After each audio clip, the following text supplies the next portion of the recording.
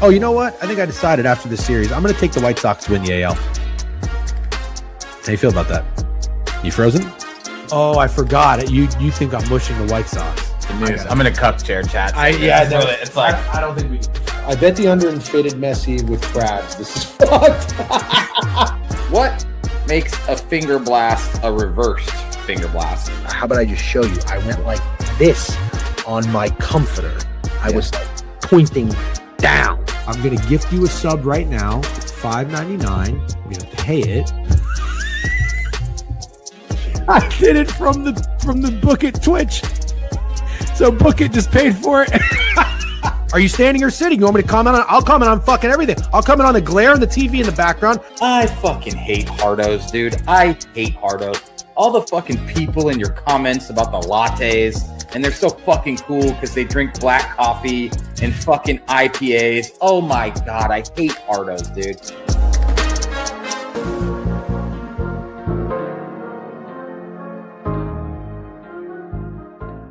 Good morning, beautiful people of the Book It Sports Twitch and YouTube channel. Welcome to the board review, where maybe today, now that Steak is back, we might review the board. I don't know what I did, Steak, while you were gone. I just blacked out every single stream, but I'm glad you're back. I am very glad you're back.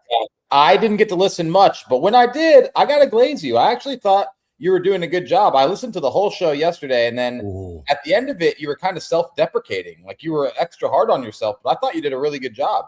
Well, thank you. You're a very nice guy. You say very nice things, but you'll be critical to me, so I appreciate that. But I will say, and I know I was not in my best shape or my best form yesterday. Like I think yesterday was when like a golfer has maybe been golfing pretty well, like practice rounds or like finished T10 in the previous tournament.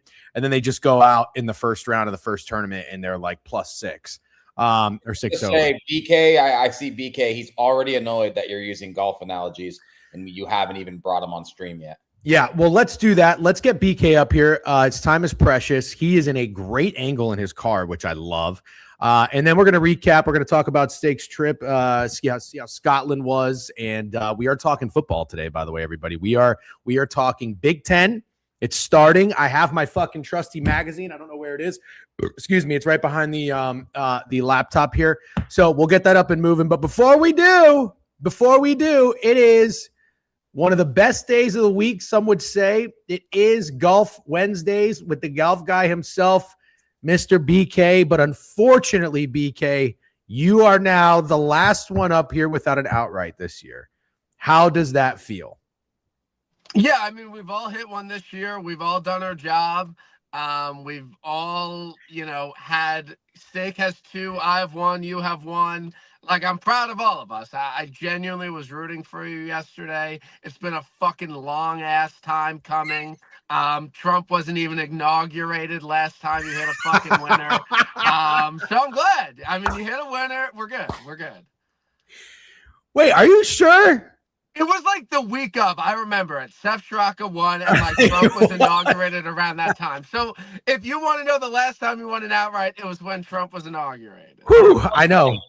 The first time he was president or the second time? Very funny. Very funny. Shout out Pickett again. I had to search it and I was like, fuck. I know it was Sep, but I was like, instead of just going straight to Sep, I just searched golf and I scrolled through all my golf bets from 2026, knowing I hadn't hit a winner, but I just wanted to see what it looked like. Then I went to 2025 and I just thought maybe it was like March or April, BK. And it was red. And I got down into February and I'm like, wait a minute. And I scrolled back up and I didn't see it anywhere. And then I went all the way down. I was like, holy shit. A nice 18 months till my first outright. It feels very good. Thank you. Steak, did you have a card or no golf card for the weekend, Steak? I know obviously you're international, so things got tricky. But BK, what was your takeaway from the 3M? How did you feel about Jackson Coyven putting his nuts down on a bogey-free weekend? Yeah, I mean, the hype was real. I think a lot of people were very excited for this guy to turn pro. Data Golf ranked him as the greatest amateur golfer since 2010. There's been a lot of really great amateur golfers since then. And I think the thing that's really impressive is that nobody would have given him shit if he didn't win this summer. Like, no one would have been like, oh, this guy's a bust. Maybe I would have been, but like, no one would have been like, oh, this guy's a bust. He didn't win in his first summer being on tour. Like, this guy sucks ass. But to do it in your third start when everyone expects you to be really good and the books respect you is just hella impressive, even though it's like a dog shit event. I mean, he beat the two best players in the field. So, I mean, was he highest tipped? What? Was he highest tipped? No, he was very low tipped. It was a true, very popular at the John Deere. Didn't play well, then played well in an alt event, and then no one was on him and he won. So look. Way to go, Jeff. Way to go, Jeff. Thank you very much. I see Matt Too Frosty in here, who's a fellow golf guy himself.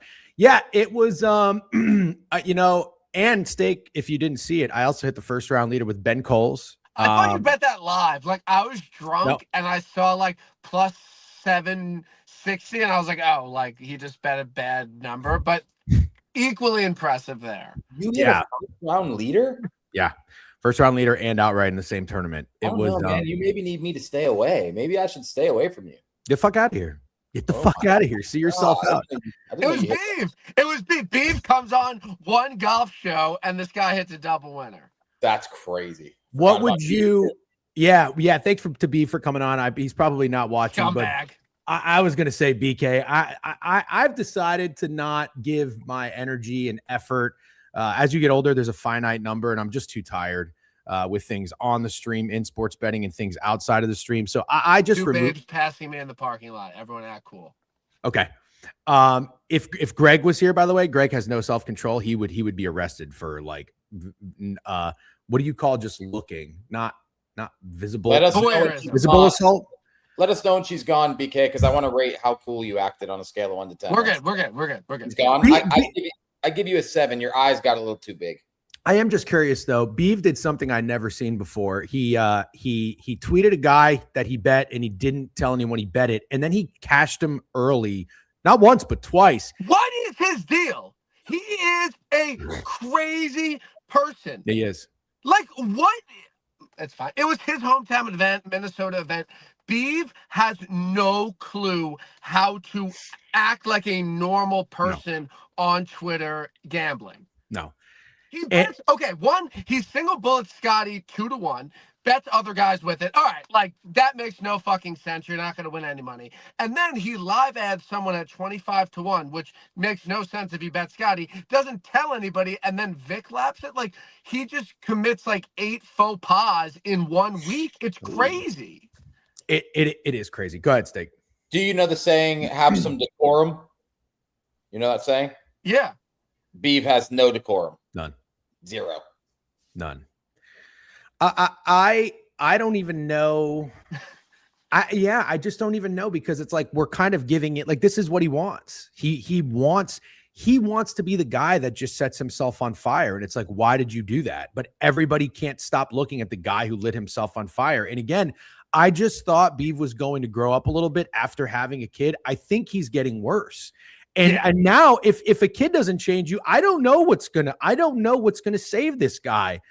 And it's just gonna be full on implosion. But listen, this is where we are with him. I was just curious. I had to just ignore him entirely because those antics this weekend were just undescribable. So anyways, we've got golf this week. And I told the chat yesterday, I'm locking the fuck in. I'm looking to go back to back here. Hot dude.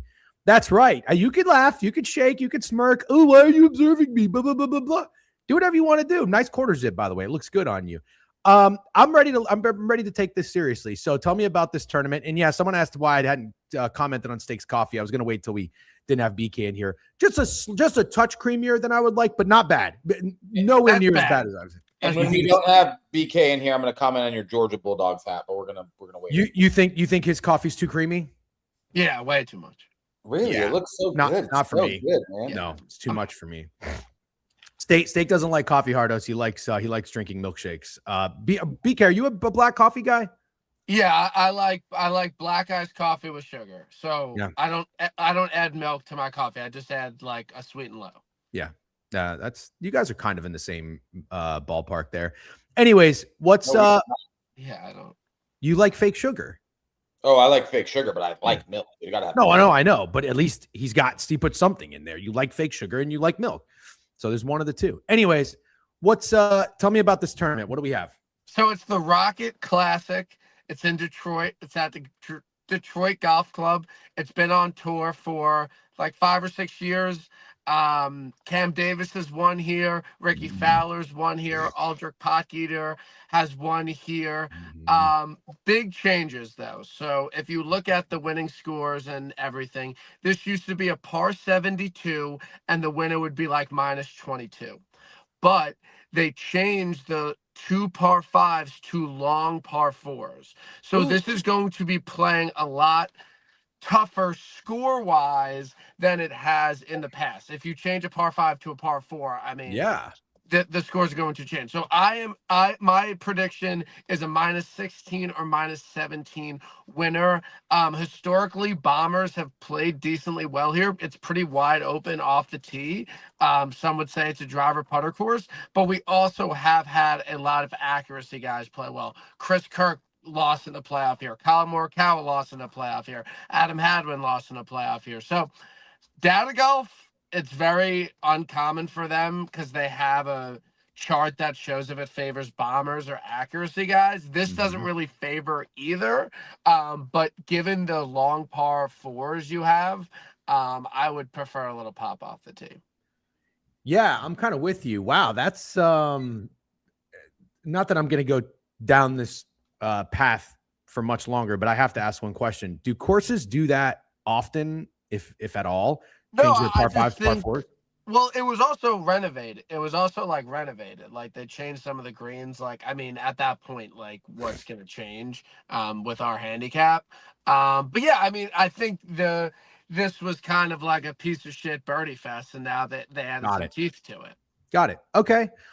So let's look at the top of the odds board here. Cam Young is 11-1. Yeah. Which, you know, no Scotty, no Rory. I get it. The next guy on here is Chris Gotterup, but like that's still a lot of respect for Cam Young. I thought Cam Young was going to be like 14, 16. Agreed. Totally agreed. Because again, he was dog shit for like a month there, and then he played really well at the Open, but he also does have a runner up here. Look, there is no reason why Cam Young wouldn't play well this week. Shout out Snack. Snack said, BK really knows golf, man. Major W. He is a W, and he does know golf. And you know what? The haters are probably in here, or they wait for you to get off, and they call you the human rain delay. I have no fuck haters. them.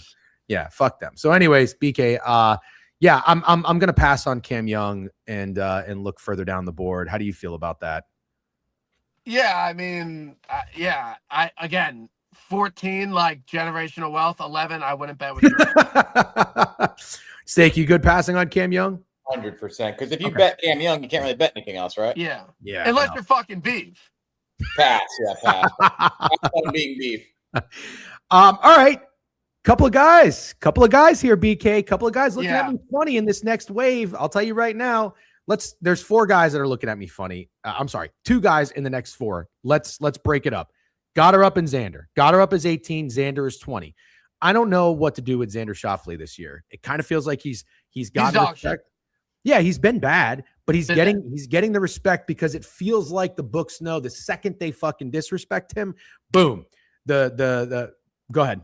Yeah, I mean, I think Xander being 20, 22 in this field like proves that he's been dog shit. Gotterup at 18 is kind of hard to pass up. Yeah, I mean, I get it. I mean, he's won 3 different tournaments this year. This is a great course for him. He's at a bettable-ish number. I don't really have any beef unless you're like, is he going to win 4 times this year? Okay. Gotterup is looking at me funny, but you know who's looking at me real funny? Our guy, Siwoo Kim. 25-1 right after Jackson Koiven. I am not going to tell you that Jackson Koiven's going back-to-back. However, I don't know that he's going to flop. Jackson Siwoo was coming off a devastating loss. Fuck. Yeah, but he's 2 weeks removed from that. still, his last start was devastating. 2 weeks does help, but it's also Siwoo Kim. Like, I don't know. I think Siwoo maybe possibly missed his chance to win this year. Coming out after blowing the Open might be a little bit harsh to say he blew it, but he was at -10 on the back nine and shot like +4. I don't know. That is to me a bit tough. And he's not that long and he can't putt. So to me, I think the Open was his week. And what do you go ahead, Steak? I don't want to pass over Jackson Coyven. Do you That's think where I he was has going to. a chance to win? I mean, sure. Let me ask a better question, because you basically said he was always considered to be the next big thing in golf, just no one thought he would do it this early. Is there a possibility this guy is just that dude and he's going to become like the next big thing of golf? I guess that. I mean, very few golfers on tour win back-to-back starts, back-to-back weeks. It happens very not often. Yeah. So based off that, I mean, Adam's Got Picks said, did you see Michael Kim's tweet story about Siwoo? yeah, What is it? he accidentally went to a barbecue spot in Canada. Siwoo got caught trying to cross the Canadian border on accident yesterday. Does that impact your No, opinion? it doesn't at all. No, that's silly. Okay, yeah, I'm gonna pass. Cross the Canadian border? They're in Detroit, and he asked if he wants to go to a barbecue spot, and Siwoo put in the wrong one, and it was in Canada. And then, like, once he realized that it wasn't the place, he couldn't turn around because he was, like, in line for Border Patrol? for the border. So then he had to, like, go over and come back. So, yeah, it was pretty Steak, funny. do you remember when we were in Detroit for the draft? I couldn't believe. I think we were all in the Uber for this, but the guy was like, yeah, you could just take this tunnel and you're in Canada in like 10 minutes. And that's where people go because the drinking laws are different or something. I was like, there what? was a part of the draft in Detroit where somebody said right over there across that river is Canada. I had no idea. Yeah, I didn't either. That was crazy. Yeah. So I empathize with Siwoo. In fact, put Siwoo on my card. Put him on my card. No beef. No beef with going to get barbecue by accident in Canada. I didn't know Detroit was that close to Canada. So I feel like him and I are very similar. And since I hit an outright, now Siwoo's going to hit an outright. Wyndham Clark, 27-1. Not for me. Okay. Good. He's on my card. That's my first. Okay. Now you've been riding. Model, he pops in Stake's model where Stake won money off him, so he's gonna bet on him again. You are riding with Wyndham Clark Stake because he has been a consistently hot dude. Is that correct? Yeah, but I don't take it. I want to be clear. I don't take Wyndham Clark every tournament. Okay. But you've taken him almost every tournament. I don't know. Yeah, no, I haven't taken him in a couple. Definitely a couple. Okay. No beef. No beef. Stand corrected. No beef. It's a good course for him. Like, no beef with the bet. He might have cooled off a little bit. We were in Baltimore. You had Wyndham Clark. That was the last time. Yep. Okay. So what was that? Like 3 weeks ago? Sure. No, I don't know when that was. Anyways, okay. I got a guy. I got a fucking guy. Patrick Cantlay, 30-1. You're betting him? I don't know. I didn't say that. I just said I got a guy. Yeah, I mean, he legitimately hasn't won coming up on an entire presidential term. Stop with that fucking reference. How many times can you do that? I mean, it's been almost 4 years since he's won. It's been like 3 years and 11 months since this guy's won a golf tournament. I don't really know what to say. He can't seem to put 4 rounds together. He cannot contend. He hasn't had a top 5 all year. It's Patrick Cantlay. All right, you don't like it. You don't like it. Fine. Keep I don't either. Okay, I got a couple more. Fine, I'll pass. I'll listen to you. I'll pass. Here's 3 guys I'm going to name. One of them is going on my card. I probably already know which one. Russell Henley, JJ Spawn, and Hideki Matsuyama, who bet last week. I didn't clip this. I told you immediately when you said Decky, he is dead. You fucking cocksucker. Dead. He did what? Third. Oh, that matters now? That matters. He was a good bet. He was a good bet. He lost. He was a good bet. He lost. He wasn't. You said it was a dog shit winner. He's going to play bad, and he finished third. Listen, you can't have it both ways. You say a guy's dead, he finishes third. You said he's dead. Decky had no chance of winning this golf tournament. I watch your podcast. I'm giving you a fucking taste of your medicine. Thank you, because I'm literally using your words on you. He never had a chance to win that golf tournament. No, he didn't. He did not. But it was a good bet. It was a fucking terrible bet. This week is a good bet. This week, Decky is winning. Okay. This is what I'm struggling with. No one was on Decky last week. I had fucking every Tom, Joe, and Harry tell me it was an awful bet. He played great. No one was on him. Now everybody's on him this week, and I don't know if I should go back or not. Like now, every Tom, Dick, and Harry's on him. Nancy and County's on Decky this week. I was on him. I think the 3M was the spot, but if he win this week, I would drive in front of a train. In GTA. I think you have to joke about that stuff on Twitch. I love Biev, but he could have been thrown in jail for his antics last week. Yeah, Kyle was fired up. Rightfully so. So, all right, Steak. I don't know what I want to say something real quick. This shouldn't always dictate your wager, but I like that you know golf. You look at the data. You know the course fit, you know the history, but you still take a little bit into account of who's most tipped and who's not tipped. I just want to say I like that. You take, some people block that off, and that's probably a good thing long term. I like that Steak and I take everything into account, and that's a part of it. Steak, what do you think about what BK just said with Hideki? It would make me not even consider betting. Okay. As a matter of fact, it would make me think he was completely dead. Okay. Also, we're talking about it. There is a point where BK does play a little bit of both sides of the fence with the dead golfer thing. Like if he's a dead golfer and he plays well, but he doesn't win, BK says he's a dead golfer. But if a guy he bet played well, he says he played well. You get what I'm saying? Oh, for sure. Definitely hypocritical. Well, yeah, I just went over that with him. I'm just agreeing with you. Okay. I had your back. What? No, I'm just fair agreeing point. with you. Fair play. Yeah. All right. What about JJ Spawn? Yeah, he's been hitting it well. He's played well here before. It's JJ Spawn, Peacock year. You don't like what? JJ. You don't like JJ Spawn. You're not a JJ Spawn guy. I don't know why. You don't like. I'm not gonna argue. Yeah, because your whole body language changes when you talk about it does. JJ. Thank you. It does. What's your honest thoughts on JJ Spawn? I wrote it down in my notebook before. You wrote him down in your notebook before? Yeah, I was doing my bets. I was figuring out who I want to bet. I write all the guys down I'm considering, and I wrote JJ down. He's popular this week. I'm using him in one and done. You sound exhausted when you talk about JJ Spawn. Oh my god! Now you're fucking turning into Jeff. Thank you, Steak. I love this. Scotland looks good on you. Yeah, I don't know why you get so uncomfortable about JJ Spawn. But you write him down in your notebook. And do you draw pictures of him and like poke little holes in him like a little voodoo doll because you just don't like him. You don't want him to win tournaments. Probably because he's my guy.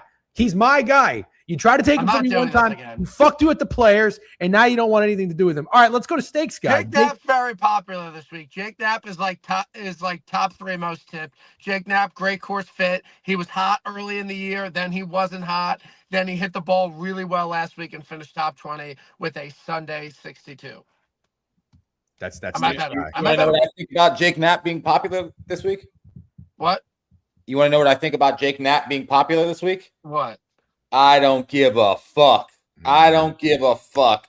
Party at Jake Knapp's house. Wow. He's winning. On the card.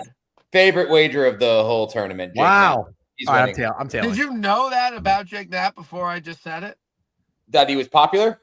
No, that like he hit the ball well last week and no. Okay. Did you know he even played well last week? Or yes, of course. I know the basics, and I also knew he was popular. I already see him. I've seen him in the chat 20 times today. Yep.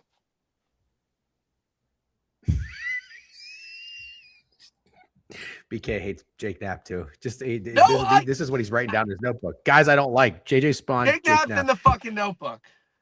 Yeah, no, everybody's in your fucking notebook. All right, come on. Let's get serious for a second. We're in the 50s. We're in the 50s and the late 40s here. Thor is popular. No, he's not. Not on the really? chart. Thor not on the chart. 50-1. Thor Jordan. Really? I think Bogey's got him. Wait, tell me about Thor. Wait. Have we named one golfer that's on BK's card yet? No. I think we just I haven't decided what I'm doing at the top. Wow. Do you have anybody yet? Yeah, I bet 4 guys down the board. Holy shit. I Keep bet going. Thor. I bet Thor. Oh, Thor you finished betcha. one shot out of a playoff last year. He finished top 10 at the Scottish driver putter course. Zero quirk to this course. Just drive it as far as you can and make birdies. Yeah, give me Thor. This is the last time I'm betting him this year. I've said that before. I can't quit the guy. He might suck ass. True, you got me one last time. Let's see what happens. First guy on Bogey Party's card is Thorpe Jorgensen. Okay. Listen, I like that bet for you. I do. I hated the Decky bet last week, but I get where you're coming from on trying to Vic Lap it. But I like this bet for you. I'm going to be pulling for you. I probably won't be on him, so congratulations. One guy I don't want to gloss over here. Ryan J. Rod at 40-1. He's proper golfer, isn't he? Yeah, he put together a really good season. Okay, that's all we have to say about him. Let's go down to the 60s and 70s here. Here's a guy that I forget who told me about this. Somebody DM me his card. This guy's been on fire golfing. You know what I'm talking about. Juice something, whatever. I saw his card and there was one guy, not you. I saw his card and there was one guy that stood out that I like. This Michael Brennan guy. Michael Brennan. On my card. Oh, wow. Would you look at that? He's on your card. Yep. Is he popular? No, he's not on the chart. Okay. I could get down. I could get down with Michael Brennan. Top 20 last week, hit the ball really well. Driver putter course. Fuck it.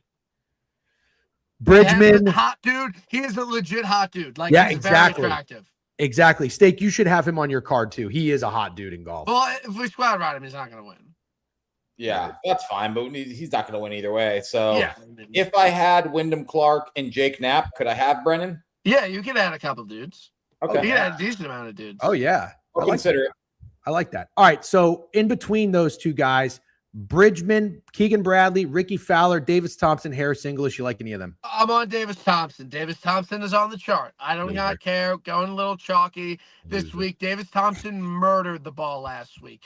Ball struck it really, really well. He has a runner up here. He's won on tour. He's at a bettable number. Davis Thompson, 60, 70-1. We need the putter to flip. He's an awful putter, really, really bad putter. We need that to flip, and the guy will be in the mix this week. Davey Thompson. Okay. I don't know why. I'm just not really a Davis Thompson guy. I can't figure it out. Well, yeah, you're not a Davis Thompson guy because you said let's bet him to miss the cut, and then he won by 7 strokes. That did happen. Yeah. Yeah. What happened to Rio Histatune? He was pretty good for a little while. Did he cool off? Yeah, I don't know if this is a good course fit for him. I'm sure he's cooled off. I mean, people have been betting him all year. Here's a guy who's popular, Jackson Suber at 88-1. I've seen his name everywhere. I'm staying off of Jackson Suber. You guys can have most. Yeah, so he finished top 5 here last year, and he's had a lot of good results this season. But he missed the cut last week at the 3M when he was popular. Mm-hmm. But it only the trend only works if he's not popular after he was popular. He's popular back to back. So, yeah, I mean, no beef with Jackson Suber, 80, 90-1. It's hard for me to talk shit about someone at that number. I've seen Benjamin James on a couple people's cards. You like him? He was popular last week. Okay. If he wins, I would be upset. I could probably throw Eric Cole on my card at 98-1. I don't know if you do or don't like that. Yeah, I mean, he's never won.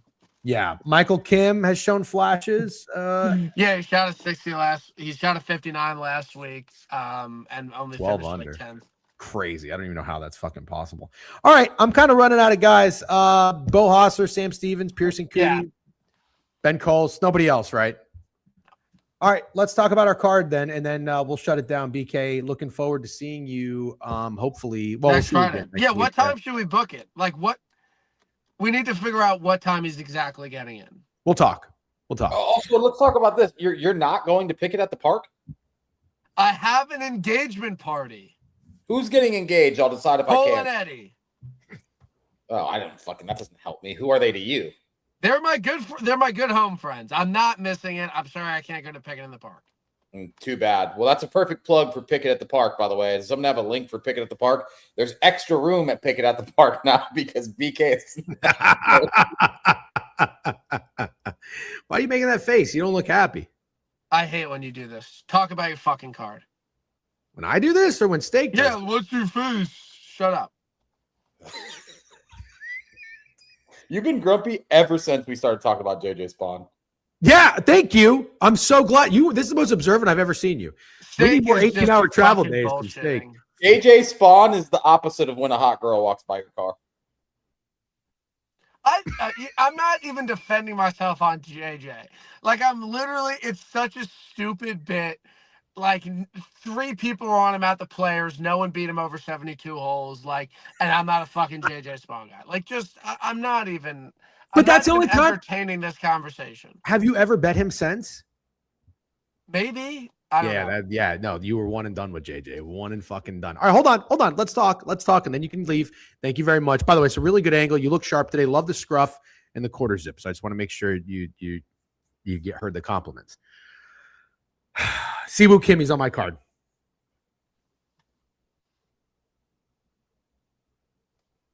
Did you freeze? No, I mean, keep fucking going. Tempo and okay. pace.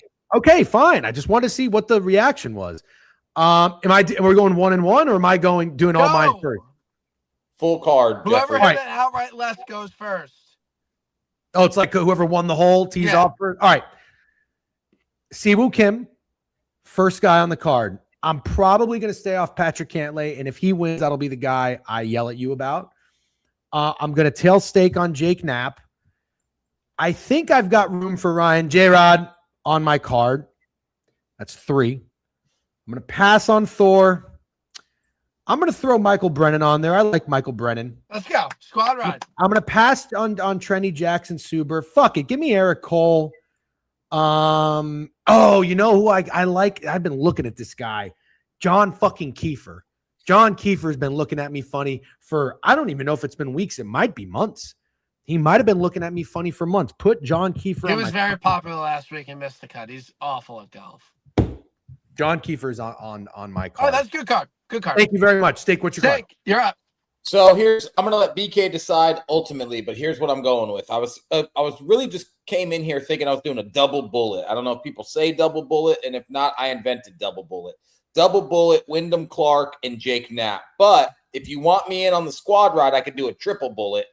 Wyndham, Jake Knapp, and Brennan. You decide. You can add some more people. Steak, you can add guys if those are your two. I don't want to. I just want to know if you want me to squad ride Brennan. Yeah, let's squad ride Brennan. Triple bullet. Triple bullet. I like that. So you're Jake Knapp, you're Wyndham Clark, you're Michael Brennan. I love it. All right, BK, what are your 4 guys again?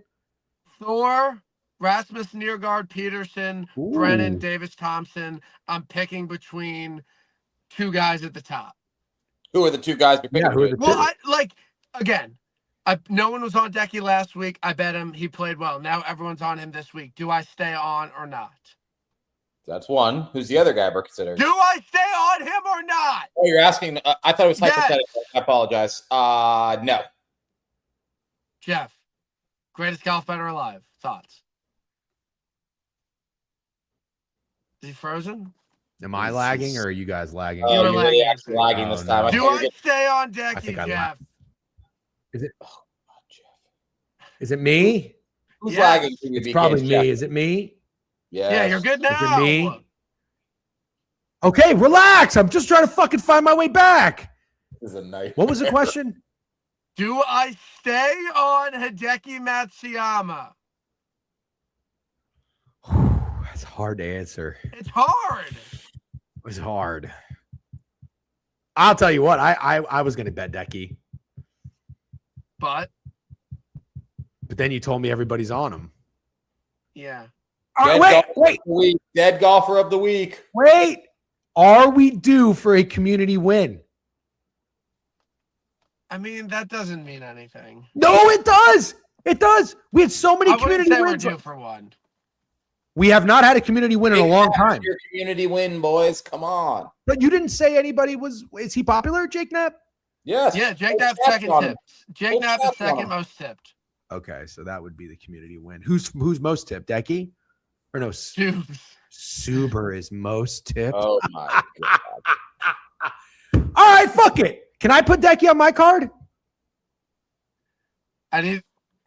No. You would have to take some guys off. I'm leaving. I'll see you. All right, bye. See you, BK. Okay. He was extra ornery today. Ornery? I think it was because I was giving him the shit that you normally give him, so he was getting it from both angles. You shined today. Thank you. Thank you. You shined. Did you just say ornery? Isn't that the right word? That was good. I mean, probably. I never used them. You act like my vocab. Like, I'm obviously a big dumb idiot, and that's fine if you call me one. But the other day, you were surprised I said eclipsed.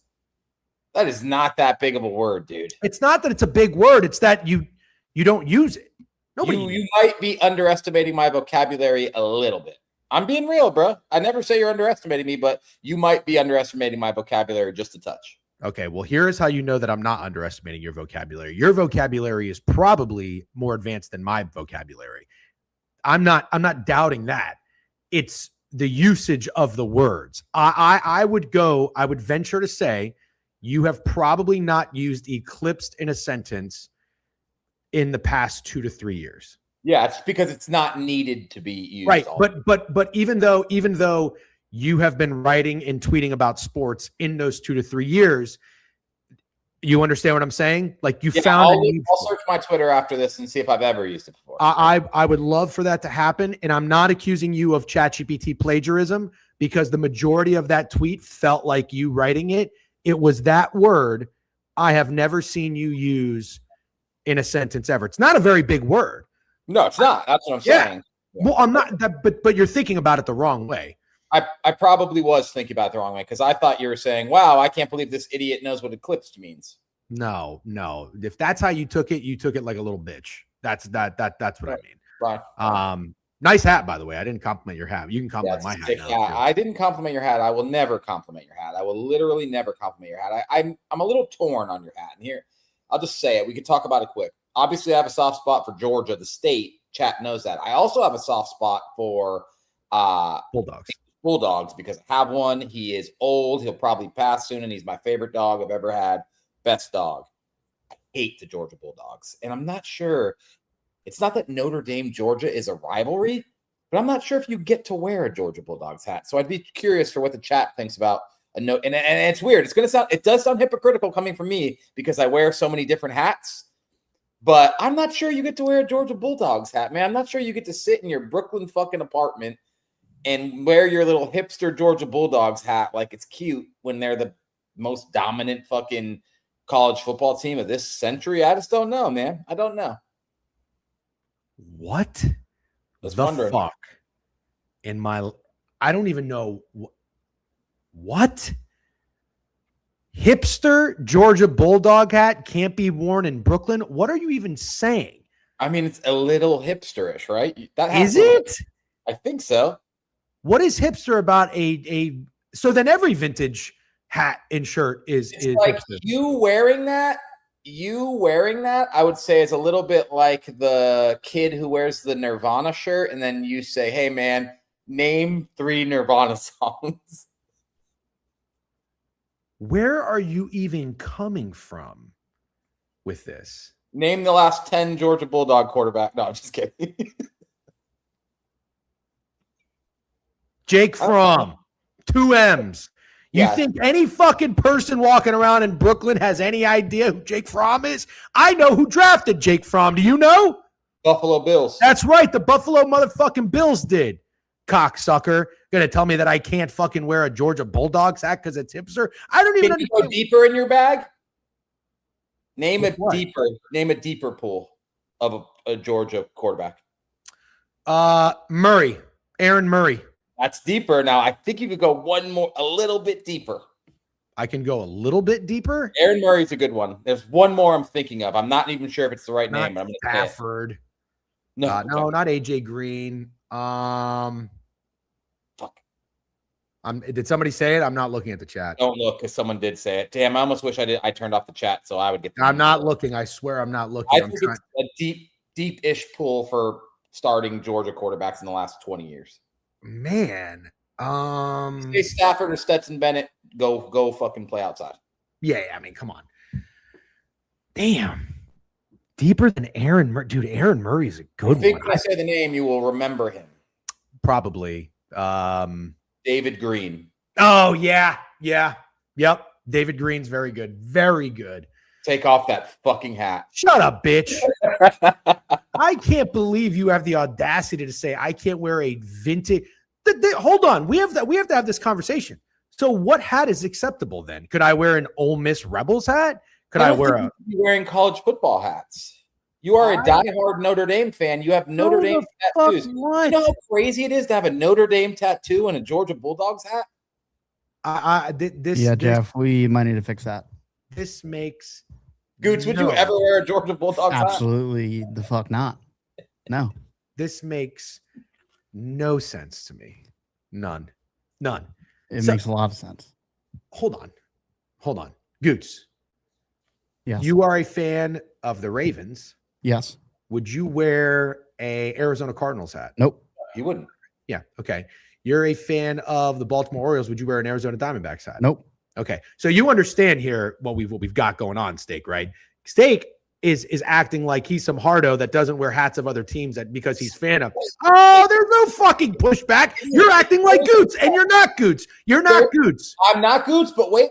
I do have very clear rules that I have laid out for everyone. And let's talk about Ramble, another hat guy who will wear a random team hat because they're cool. We're on the same page. There's certain sports I don't think you can do that in, and I have said that. Like hockey, I don't have a hockey team. Baseball, I don't have baseball teams. You have never seen me wear another NFL hat or college football hat because I'm a diehard Minnesota Vikings and Florida Gators fan. I will never wear another college football or NFL hat. I'll never do it. And proper badge, your opinion doesn't count, only here because you are a Georgia Bulldogs fan. You know I what you sound like? completely agree with Steak. You know what you sound like? You know what you sound like? What? You sound like the guy. Yep. You sound like a fucking hardo, pal. And here's the problem I have with you. And normally I would say you don't need people in the chat. Yep. You don't need people in the chat to be on your side. This is the problem I have with you. You ready? You're either a Goots or you're not. You can't play both fucking sides. Goots won't do anything that involves another team. He has a hard time saying a good thing about him. This guy acted like Yandy Diaz was a fucking nobody. You're not that guy, pal. So you can't get up here in front of the chat and be like, I don't know that you can wear a hipster Georgia Bulldogs hat because you're a diehard Notre Dame fan. What the fuck does that have to do with anything? You're not a diehard Orlando Magic fan. You live in Orlando. You have season tickets to Orlando, and you come up here wearing Mike Bibby and fucking Tim Hardaway Heat shirts. Oh, that's okay with you? Selective hardo-wing, motherfucker. And let me tell you right now, that shit ain't flying. Oh, I can wear a Minnesota Wild hat because I don't have a hockey team. You just had the audacity to say you don't have a baseball team. Meanwhile, you're up here telling us every fucking day you're betting the White Sox and you're a White Sox guy. Another intro part of our fucking video is you getting mad that I'm going to mush your White Sox betting them to win the AL. You got nothing. You got no fucking room to talk about what hats I cannot wear. Yeah, I got a fucking faded Notre Dame tattoo, which is the dumbest shit I've ever done in my life. Let's look at that. Let's all just look at that. Pull it up. It is so stupid. You see this faded out fucking tattoo? Stupid. This doesn't go, this dude. Tattoo sucks ass. It does. This tattoo sucks. That would be like me wearing this hat, but I also have a Nashville Predators tattoo on my shoulder. You know what you can't do? You can't bet the Green Bay Packers to have the best record in the NFL, and you can't bet Aaron Rodgers to win the MVP because you're such a diehard Minnesota Vikings fan. Wait. Goots. Would you ever bet Joe Burrow to win MVP and the Cincinnati Bengals to win the Super Bowl? I'd rather jump off a cliff. Oh, but Mr. Steak over here, who'd rather light himself on fire than wear a Georgia Bulldogs hat, won a teacher's salary on Aaron Rodgers to win the MVP and the Green Bay Packers to have the best record in the NFL. You fucking fraud. You fraud, you fake hardo, you fardo. You're a fucking fardo. Nice job. Any more fucking brain busters? I got to take a piss. Fucking motherfucker, I swear to God. Oh, I just got fried. Fried. Oh my God, I just got fried. Pete, you should have just said yes. God, that was such a good. Sorry, Steak. I can't say yes to that stuff. He's so good at I just can't. Oh my God, he just fried the shit out of me.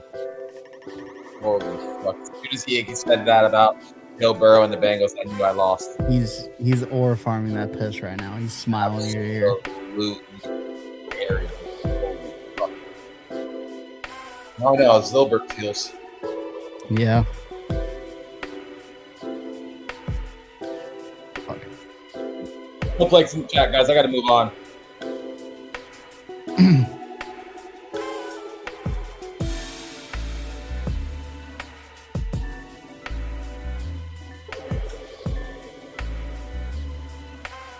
5-9, Big Cheesy. 5-9. I lost $400.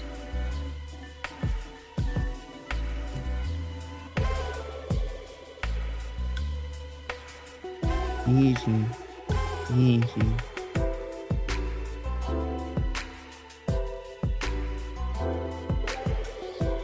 I don't even think Jeff's peeing. I just think he's standing in the bathroom trying to get his heart rate down to a normal level. He's just looking up in the air. Breaths. Yeah, Just he's doing like deep breaths. meditating. What did I do, Raz?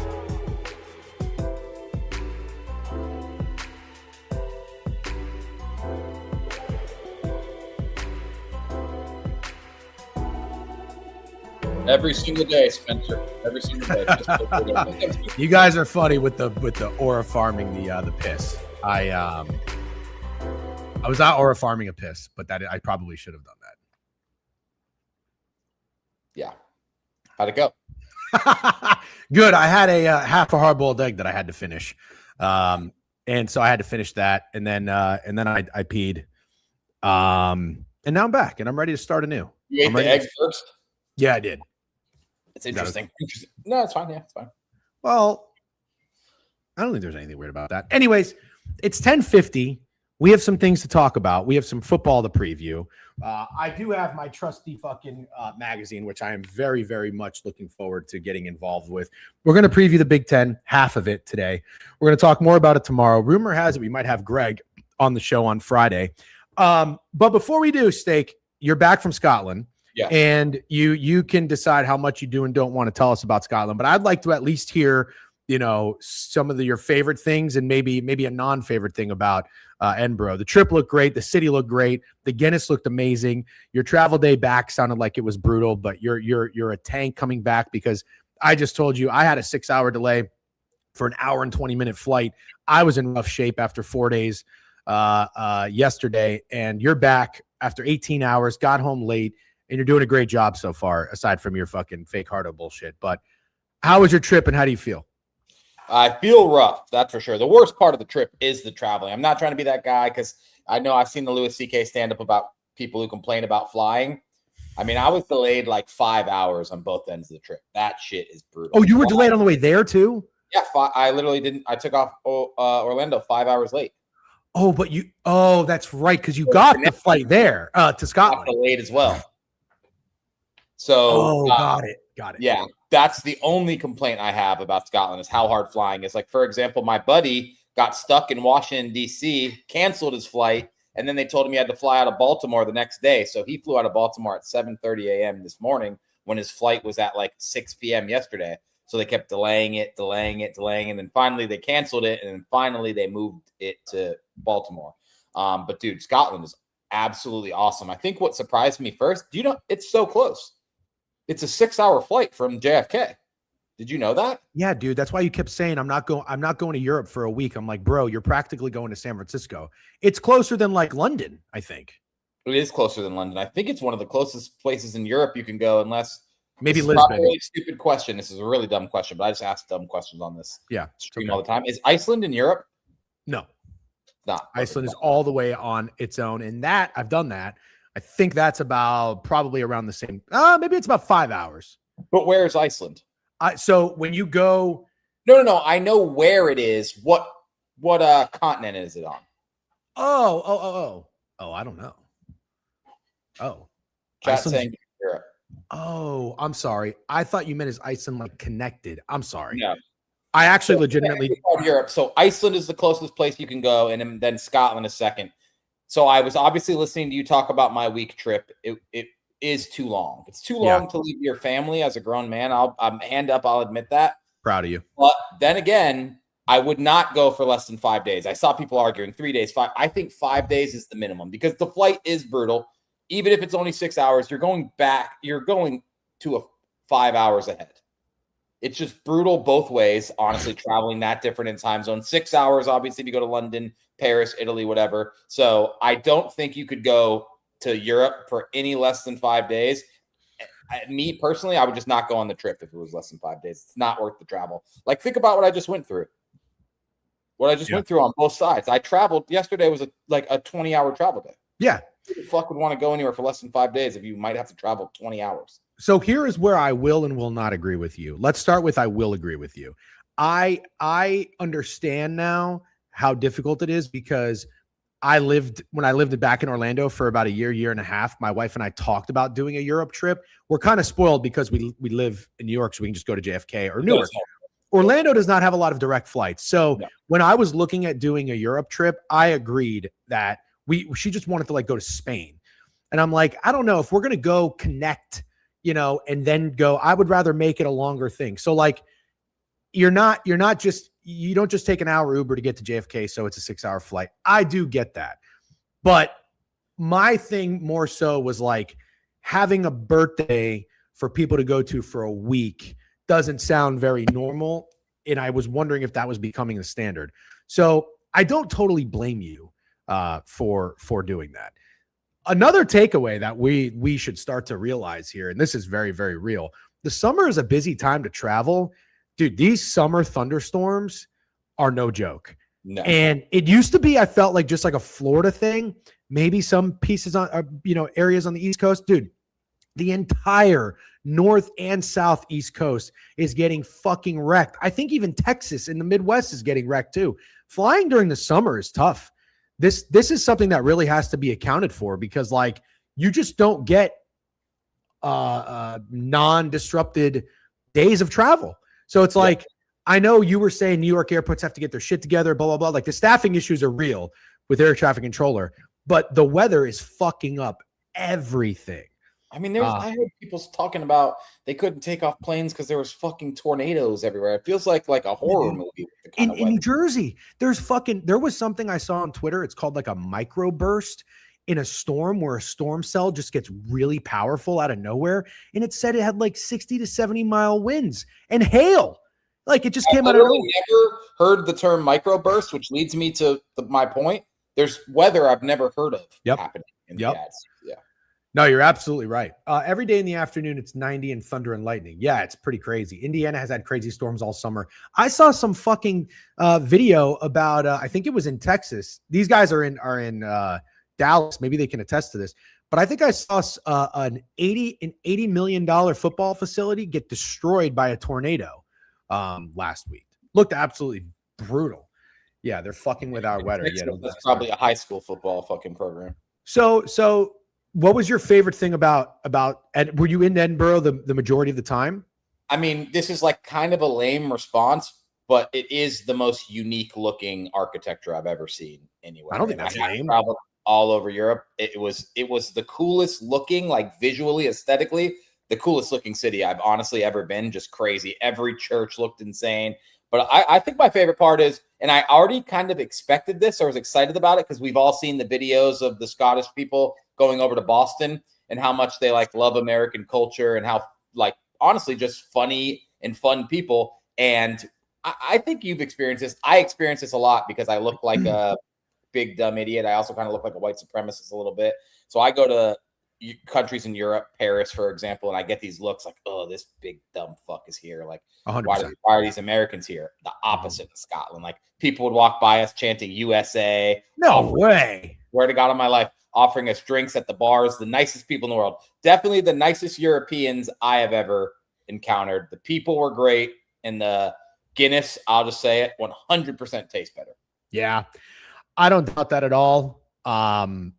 It's funny, I've never thought about this, but it's like, oh, I want to do like the Ireland experience. And I've heard Dublin is kind of like bullshit. Like you fly in there, but then you go explore around Ireland.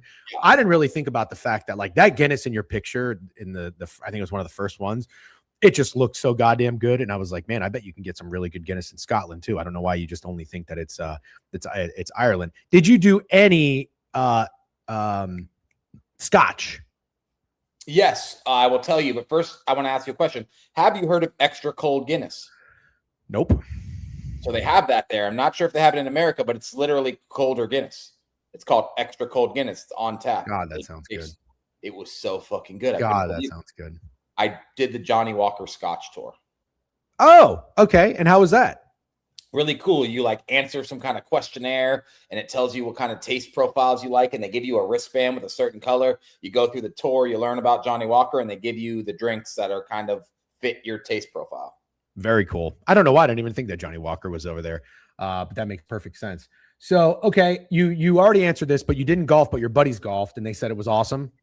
My buddies golfed at St. Andrews, and when I tell you they were acting like they went to heaven, that's how they were acting. They're big golf guys, and they were straight up acting like they had seen heaven.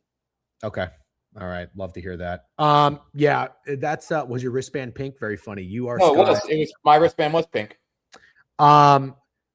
I wonder if the Scotland hospitality had anything to do with a bunch of Scottish people just coming over to America and having a great time with the World Cup, because it seemed like they had. Apparently not. Okay. They're just like that, huh? Yeah. Also, Love to hear one last funny story I'll tell you from the trip. One of my buddies, there's this game called What Are the Odds? I'm not going to explain the game, but basically it's a 1 to 10 game, and you have to do a dare if it happens. So there was this temporary tattoo place, and they said, what are the odds you get the Mike Tyson tattoo temporary on your face? Guy lost the game, and he had to get the Mike Tyson tattoo on his face. He thought it was like temporary, like he could rub it off at the hotel after. But after he got it, he realized that it actually lasts for 7 to 10 days. Oh my and God. He's like a high up at Mercedes-Benz. He's supposed to go to work today. That's a good story. Yeah, can I show you a picture of him? Yeah. I'd buy a car off a guy like that. You're buying a Mercedes too, but there's a good chance anybody buying a Mercedes is probably doing some fucked up shit, So that's kind of cool. I think that would work. Dude, that would work. Probably get fucking viral on social media too. Did you go to Glasgow or just Edinburgh? Oh my God. That is hilarious. That is hilarious. Smaller than I expected, though. That's good. Yeah, but it looked hilarious because he's not like us. He has no tattoos. Wow. Yeah. That's even funnier. Yeah, fucking hilarious. All right, good stuff. Did you go to Glasgow? Yes, for a day, like a day trip. How was that? Not as cool as Edinburgh, but very, very cool as well. Okay. All right. I also went up into the mountains, the Isle of Skye, and it was Yeah. overcast, but super beautiful. And I stayed in a yurt. I'm not sure if you've ever stayed in a yurt. I have. Very, very cool, man. So cool. Your yurt was very much more modern than my yurt. I stayed it in Nova Scotia, and yours had like a door, right? Yes, So it was like a glass door. Yeah, that was a sick yurt. I stayed in like a fucking tent over some pieces of wood, and to like get the top of the yurt off, it was connected to a big piece of wood, and you had to throw this wood, which had rope, and it would pull the top off so you could like see the stars and shit like that. Yeah, well, it was like cool for a night, but I was like, all right, I'm good. It is cool, but it sounds like too much for me, but it does sound cool. Yeah. Jeff has tattoos. Doesn't seem like a guy with. I have 3 tattoos, and they're all terrible. And they're all Irish related. You should see the leprechaun on the back of my neck. Maybe I'll show you for fucking 100 subs. Yeah, great trip. The only ball busting I did was about a week commitment for a birthday party, but all in all, 50th birthday, you do have to do it big. I think whoever put it together, it sounds like they did a fantastic job. Sounds like Edinburgh is a great place for a group of dudes to go. You did one more ball busting, and it was that you called me a banger hunter for posting about the lady boys. Whoa. I didn't do that. Okay, well, I didn't actually. Your boy did that. Your boy did that. I told you this. T. Ryan Picks came in here during the show and said, Steak just banger hunted. And we went. So I feel like I should defend myself. You could try. Okay. Have you ever seen anything like that in the U.S.? No. I thought, wow, people are going to want to see this. It was your caption that sucked. I don't remember my caption, but okay, totally. I might not make it home. My caption was a little beevish. Yeah, that's fine. Yeah. I didn't know it was the caption we had issues with, but that's fine. I think it was a combination. It was probably a combination. Well, I want to be clear. I'm all good with a little banger hunting. I genuinely didn't think I was banger. Listen, it's okay. You are not a banger hunter. I don't think I am a banger hunter. If anything, I'm probably an over tweeter. That would be my criticism. I think maybe I tweet too much. Biev is a banger hunter. Biev is like textbook rage bait, engagement farming, whatever the fuck terms you want to use. That's fine. But you don't have to worry about you being accused of a banger hunting moving forward. That was like a one-off. I just didn't really think the caption was that funny. Sometimes, and this is okay. Like we need to balance each other, and we really do. But like sometimes your brain works like Ren and Stimpy, like 14-year-old humor, which is funny. And that was just one of those times. And it is okay because there are people who will laugh at it and find it funny. The most shocking thing was someone in your foxhole, deep in your foxhole, came and chirped you I don't know that that's ever happened. Yeah. Speaking of this, the reverse finger bang thing on the intro is great. The new intro is great. Yeah. We're going to talk about Biev hiding after losing a bet on Yap. I don't really know what that is. I saw Biev's video. I didn't really understand it though. I didn't either, but it seemed like to be some kind of dare from Trent, but I don't understand the guy that Biev is mimicking or doing the impression of, so I didn't really get it. Greg Peterson, which I don't know. I hope they're not making fun of Greg Peterson. G-Unit. I don't think they are, but Greg Peterson is a nice guy and he does some interesting quirky bits, but I think that I want to make sure we're not making fun of G-Unit. I don't think we are. Okay, and cool. You don't want to talk about this, but I think I should address my Zilbert thing so we can move on and never talk about it again. You fine with that? Yes. I had fun poking fun at Zilbert. It was deserved. It's true that he killed a woman, and it is true that he's a stalker. But what I learned is from him tagging me in like 9 posts in the last like 8 hours, I can see why he's a stalker, basically. So I had a good time, but I'm going to not do that anymore. Because I don't want to be stalked by Zilbert. Yeah. You're an interesting guy because you don't go at anybody. You don't really call anybody out. You really ignore, like I have gone back and forth with trolls way more than I should. And you're always just like, people will like try to throw insults at you and you just let them fall right off. It's fascinating to me that you chirped a Bosnian dude. Like why you would go to war with Bosnians. To be fair, I chirped all Bosnian dudes. You said you found a bitch ass Bosnian. After I said something about Bosnians and then commented on my stuff. That's what I'm saying is Zilbert is just commenting on everything. No, I get that. Okay. My point is this. When DeAndre Hopkins breaks D'Angelo Hall's ankle and he says, I don't start nothing, I just finish it. That's me, dude. I'm DeAndre Hopkins. I fear God. Okay. So the thing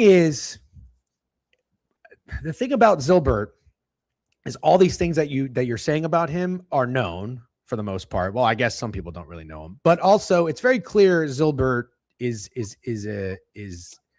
has something wrong with his comprehension and his decision making.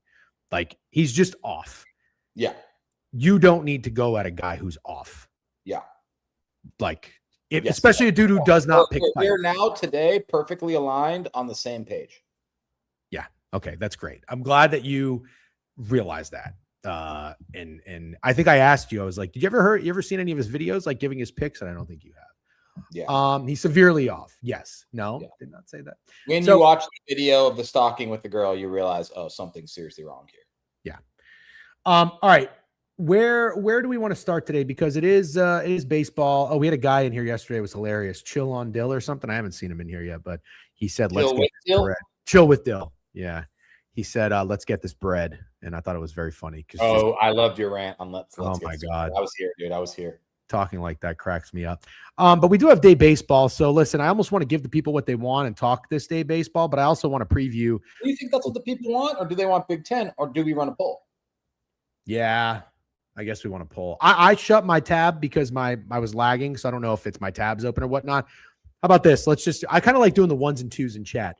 I would straight up bet everybody wants Big Ten, but go ahead. Okay. 1 if you want to talk Big Ten preview. 2 if you want to talk day baseball. 1s and 2s in the chat. 1s and 2s in the chat. Okay. 1 is Big Ten football. Oops, a lot of 2s. Jesus. It's like pretty even. God damn it, you guys. I know. I told you, man. These motherfuckers like the fucking day baseball.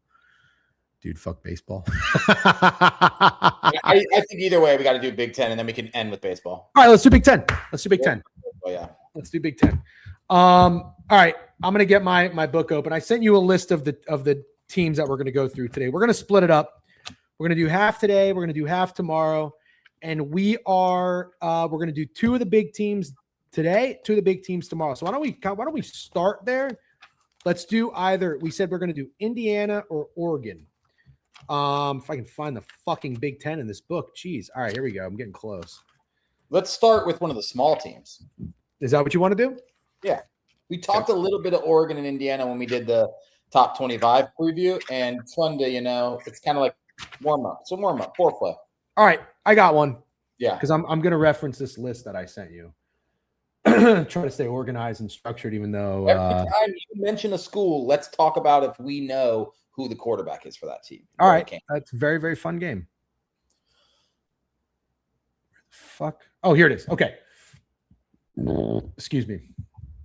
Here are the list of teams that I sent you: Indiana, Oregon, Illinois, Iowa, Maryland, Michigan State, Minnesota, Nebraska, Northwestern. How about we start with Iowa because they're first in this book. Love it. They are ranked. This is the book, by the way. No free ads. They are ranked 21st.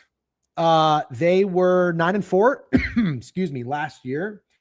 And let's take a look. Actually, what did they end up doing? They ended it with a ReliaQuest Bowl victory against Vanderbilt, 34-27, and they won 2 straight games at Nebraska, Michigan State. Their losses last year: at Iowa State, 16-13, Indiana, 20-15, Oregon, 18-16, at USC, 26-21. Wow, I don't feel like anybody's really talking about how Iowa had probably 4 of the most respectful losses in any team in conference play. I think all of those were by 1 possession, 3 points or less.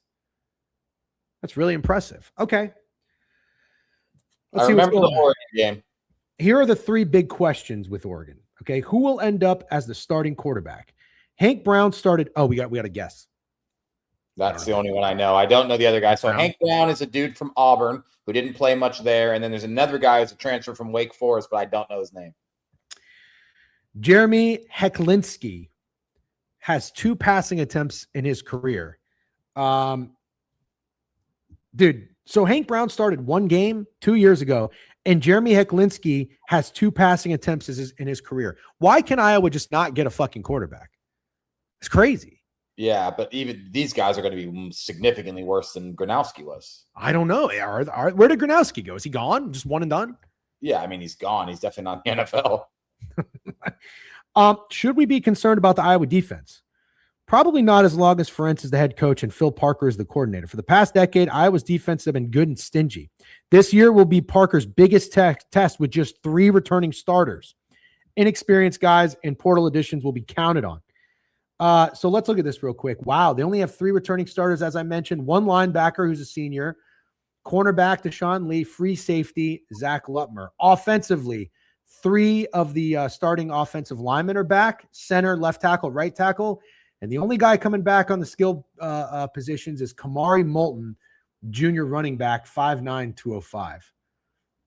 Yikes. Not really good roster-wise for can you do me a favor while we do this? Can you pull up the betting lines? Let's see what their odds are to win the conference, and let's see what their win total is. What do you think their win total is? It's usually always like 8.5. 7.5 this year. Yeah. Damn. And where do you think they stand in odds to win the Big Ten? Like, how many teams do you think have better odds to win the Big Ten than Iowa? Probably 6 or 7. Probably 7. You nailed that.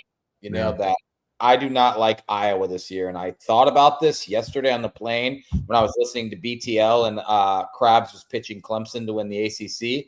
And the reason I can't get behind that is I think there's certain coaches that the game has passed by that can't deal in this new NIL fucking era that's completely different. And I think Kirk Ferentz belongs on that list, and I think Dabo Swinney belongs on that list. And I think Greg Schiano, which we'll get to later when we talk Rutgers football, might be number 1 on that list. I think you're witnessing the death of Iowa football. I don't think they're going to even be able to be what they've been, which isn't elite by any means, but 9 wins is expected.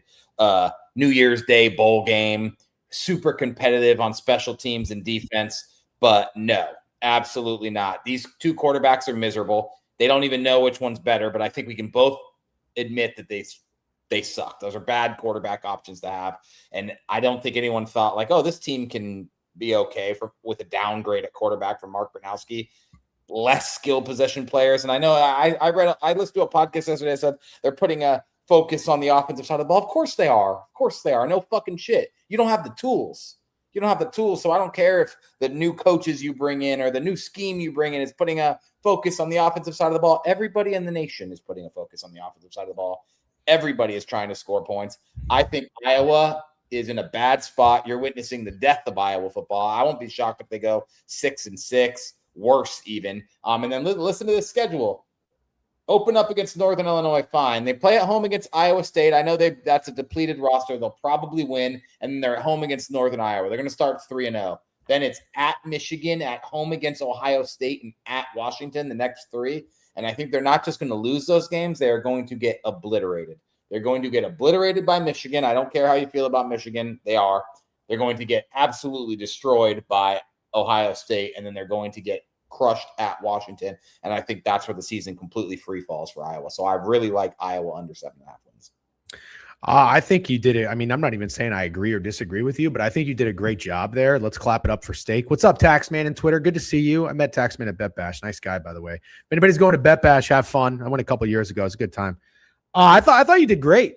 I like your spiel. You know, it's just hard for me to say, Steak, that you think Iowa is going to go get destroyed by Michigan and Washington after I just told you their 4 losses last year, 5 points to Not Indiana. The same team.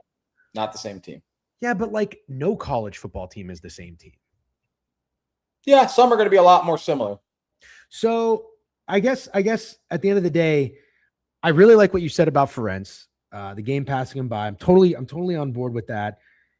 I'm looking at this Hecklinski guy. I mean, he's 5'11". He looks hilarious. He looks like a character in a Joe Dirt movie.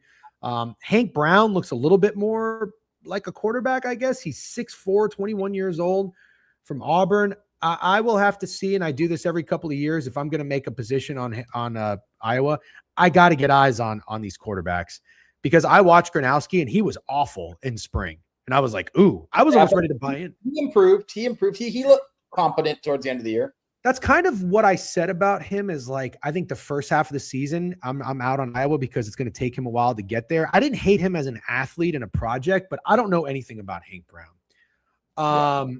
It's not a Fresno State hat. We had a good rant. We had a good rant. That would be sick. Fresno State hat would be sick as fuck. Yeah.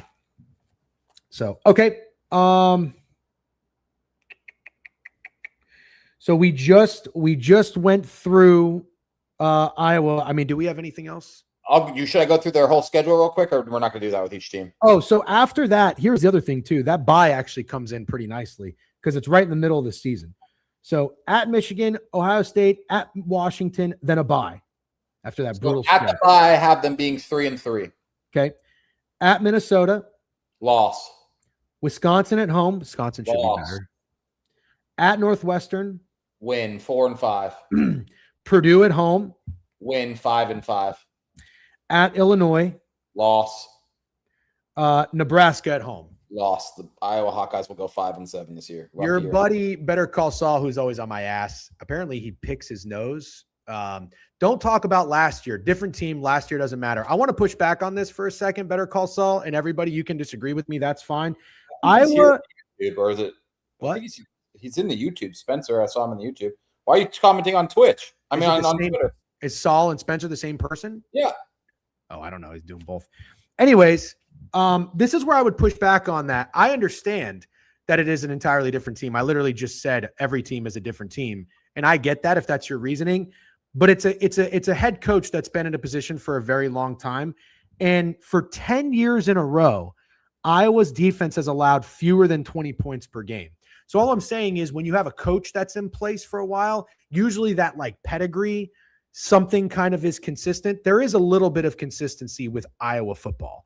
That is all I kind of wanted to reference. I agree with you. What you're saying, yes, I'm saying I think he's running out of steam. That's totally with you. Totally with you. I like everything you said, honestly. I was just more so pushing back on like, you can't talk about last year. It's a new team. It's a new year. I totally understand that. I'm not a complete fucking idiot.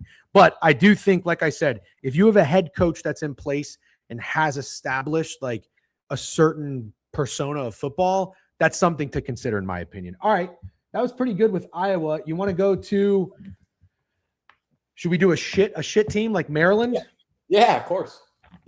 Let's do Maryland. And then I want to talk about Illinois. I got some thoughts on Illinois. All right. Maryland. They're ranked 70th this year. what are they coming off of? Let's see. They were 1-6 in the Big Ten. Sorry, 1-8 in the Big Ten last year, 4-8. Yeah, really not good. So I'm looking at their year. They started last season 4-0. They lost their next 8 games. All 4 of those games were out of conference, except at Wisconsin, where they won 27-10. Last season, let's see, or who's the coach? Mike Loxley. He's 37-49. Clint Trickett. Yeah, I don't really know. You know who the quarterback is before you read? I saw it. Yeah. Malik Washington. So Malik Washington, I guess he was also their quarterback last year at some point. Yes, he's good. He's the exciting part about this. How Mike Loxley kept his job, I don't know if it's because he's directly tied to Malik Washington, because I definitely think there's people that thought Malik Washington would absolutely transfer out of Maryland. Why would he stay? He's very good. So maybe that's the only reason I could think of for Loxley to keep his job. I think everybody thought he was going to be fired last year, not let alone go into this year as the coach. So they are they don't really do anything all that well. Their defensive ranks are horrible. Offensively, they have the 33rd ranked, or had the 33rd ranked passing offense with 255 yards a game. Malik Washington, 6'5", 230, sophomore. They are returning 3 offensive linemen, their tight end, and a running back. Dejan Williams is also a sophomore. And on defense, they actually are returning most of their secondary. 1, 2, 3, 4, 5, 6, 7 returning starters on defense. Isn't bad. I'm going to give you their overview, and then let's see what their betting lines are and talk to their schedule. It's a must-win season for Loxley, entering his 9th year. He built much of his comeback plan around Washington and other players who were true freshmen last year, sprinkling in some veteran transfer at key spots. There's more talent than some might realize, but it's prove-it time. What's the betting line on Maryland this year? 5.5. The overs plus 114. I don't think anybody cares about their odds to win the Big Ten. I think the bet is straight up on Malik Washington. I think that's as simple as it is for Maryland. I think he's really good. I think a lot of people think he's really good. Without him, I think most people think this would be the worst team in the Big Ten. So it's like, do you want to bet on Malik Washington being special? They open the season against Hampton and then go at UConn. I don't think at UConn's a free win anymore these days, especially for a team like Maryland. So if you look at Maryland's schedule, the rest of it is – oh, I'm sorry, they play Virginia Tech. And then the rest of it is the Big Ten. UCLA, Nebraska, Ohio State, Rutgers, Illinois, Purdue, Wisconsin, Penn State, and USC. Like, they have one game on their schedule you could say is winnable. So do you want to bet on Malik Washington to be special? I kind of do. Jovan says UConn is a free win now. I didn't know that. Free win for Maryland? I wonder what the line would be in that game at UConn. Guess the line on Maryland at UConn. I need to know. Now Jay Measy wants to know their odds to win the Big Ten. Can't tell if you're fucking with me, Jay Measy, but I'm going to do it anyways. Their end to the schedule is really tough. I mean, I just think going at USC, you got Wisconsin at home, then you go at USC, you travel cross country to come all the way back and play Penn State's not going to be really easy. However, all things considered, I guess it's not the worst schedule I've ever seen. If Connecticut's a free win, well, here's the thing. UCLA should be better. Virginia Tech should be better. I don't know what to think about Nebraska yet. I don't know what to think about Rutgers yet or Purdue. Wisconsin should be better. I have thoughts on USC.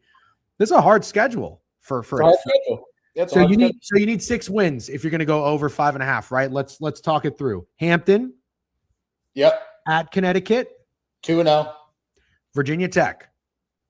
I have to call that a loss, I think. Okay. UCLA at home.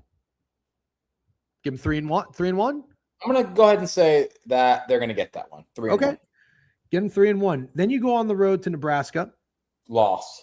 Then you go on the road to Ohio State. Loss. 3-3. Then you come back and play Rutgers at home. Win. I think Rutgers is going to be fucking horrendous this year. Then you get a bye week, which is huge. You get a bye week going in at 4-3. You're feeling really good. You got to come out and play Illinois at home. I think Illinois might be a little tough this year. I could be wrong, though. You want to give them a win? I want to give them a loss. Okay. 4-4. Mm-hmm. So you need your wins at Purdue, Wisconsin at home, at USC, Penn State. So they're going to win at Purdue and go 5-4, and then this is where I'm terrified. Yep. I'm big on Wisconsin this year at Maryland. I'm sure that'll be a close game. It's a winnable game. I think for me, they're not beating Penn State and they're not beating USC. So I think if you like Maryland, you have to have this home game against Wisconsin on November 14th to hit your win total. I sort of want to back Maryland. What's their win total again? 5.5. I guarantee they don't win 6 games. Yeah, I don't like. Yeah. Do you like Maryland, Goots? No. Terrible college. Terrible college. What, Interesting. Well, interesting. Okay, didn't expect that. yeah, I know it's weird, but there's reasons. DC, I'm with you. I don't love the path. I don't love the path. I think it's gonna look really good at times, and it's like set up for heartbreak. That 5-4 needing one more win, and then you have a soul crushing. Because here's the thing, dude. Going to Purdue between Illinois and Wisconsin is a little like sleepy spot. I just think they're gonna suck. Okay, I don't disagree, but that's college football is about spots, and that's just a weird spot to go to West Lafayette before you host those 2 games. Okay, how about we do another shit team? Let's do Michigan State. Sure. Yeah. Michigan State was also 1-8 in the Big Ten last year, also 4-8. Terrible team. They are slightly ranked slightly higher than Maryland at 65 this year. They don't really have anybody coming back. They've got 3 guys. Okay, the coach is Pat Fitzgerald. Yes, the coach is Pat Fitzgerald. I used to like Pat Fitzgerald, although overall he is 110 and 101, 17 years coaching. Offensive coordinators Nick Sheridan, Joe Rossi is the defensive coordinator. Players to watch: Cam Edwards, running back, wide receiver, Krishan McCray. I don't really know anybody else's, so we'll just move on. But basically, Michigan State did what Maryland did last year, except they beat Maryland the last game of the year, which is hilarious, 38-28. Fucking toilet bowl. Alessio Milovijevic, 6'3", 223-pound sophomore quarterback. As I alluded to when I first got here, toughness was born here, and we're working our tails off to establish that. The Spartans feature a new head coach for the 3rd time in 7 years. A lot of disruption and unfinished plans. As a face of the program, Fitzgerald brings energy, credibility, and a sense of familiarity. Michigan State has several steps to go before competing with the top-tier Big Ten, so simply making a bowl game for the first time since 2011 is a reasonable goal. By the way, this Cam Edwards guy, he is the running back from UConn. Yeah, and he's good. Yep. 2,000 yards, 23 touchdowns in the last couple of seasons, but only 1 offensive lineman's coming back. However, everybody else are seniors, so that's good. Got some experience playing football, hopefully, or at least in practice. And then Krishan McCray, wide receiver. That's it. So in total, between 22 starters, they're returning 5 starters. What are the betting lines on this team? So their over-under is 4.5. The over is plus money. It's not – I like Pat Fitzgerald, and I saw someone in the chat say he'll turn Michigan State around. I actually believe that. But if the question is, will it start this year, like I think bowl eligibility is completely out of the question for Michigan State. Yeah, we can go over the schedule and see if we still feel that way. I see opening against Toledo, whose coach went to UConn, and then Eastern Michigan. So, but they're only like 10-point favorites against Toledo. Like Michigan State football has fallen off so hard. That's actually what I think is going to happen to Iowa, by the way. What has happened to Michigan State is what I think is going to happen to Iowa. I think they're going to have that level of a fall off. Jesus. The Big Ten comp for Iowa would be Clemson, though, wouldn't it? Coach who's been around a long time, not adapting very well. Yeah, I already did that comp. Oh, you said that? My bad. I said coaches that I think will fall off: Dabo Swinney, Kirk Ferentz. Got it. Okay, but you're saying they're going to get this. Iowa will get this level of bad. Dude, you got to fade the fuck out of Iowa then. I'm fading Iowa, yeah. There's only one team in the Big Ten I'm excited to fade more. I don't know if we're talking about them today, but I have one. All right, so at Notre Dame, Nebraska, at Wisconsin, Illinois, Northwestern, UCLA, Michigan. Well, okay, so they don't play Ohio State. They don't play Penn State, but they do play Oregon. They play at Michigan and Notre Dame. It's not the hardest schedule. If you had to get 5 wins, we don't need to spend too much time on this, but let's just say you had to get 5 wins. We'll give them Toledo. We'll give them Eastern Michigan. How about we give them Northwestern? Sure. How about we give them at Rutgers? Sure. So that's then 4. It's another team whose swing game might be Wisconsin, ironically, except this game is at Wisconsin. Or Nebraska at home. Washington's going to be good, so I won't say that. So you need to win Nebraska at home or at Wisconsin to get your over, let's call it. Yeah. And take care of business everywhere else in the games that they can win, because they can't beat Oregon. I don't think they could beat Washington. Once again, I don't think they're beating Michigan at Michigan. They could win at UCLA. Not saying they will. I'm just saying they can. We'll do UCLA tomorrow. I'm looking forward to it. Yeah. All right. I'm really curious to think about Illinois here, because I really like Brett Bielema.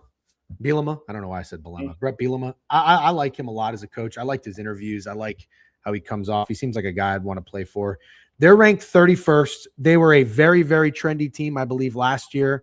Do you know who the quarterback is before you read it? So I haven't looked. I know Altmaier was the quarterback last year. Obviously, I'm assuming maybe he got drafted. I wonder where Altmaier is. You know what? I'm terrible at this game. I don't know who the quarterback of Illinois is. I don't know who the quarterback really anybody is. Hauser, and he's from ECU. And I think he's good, but I think Lions signed Altmaier.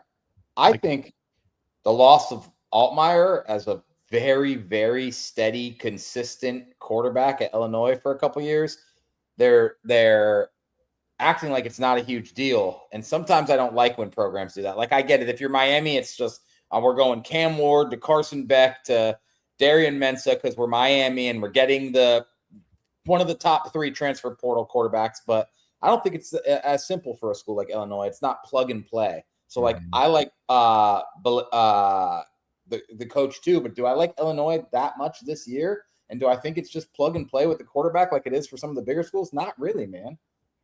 What's their win total? Good question. I'll look it up.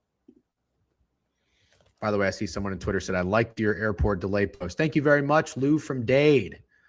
Yes. Like sports and sports talk and a couple of ball knowers. Just kidding.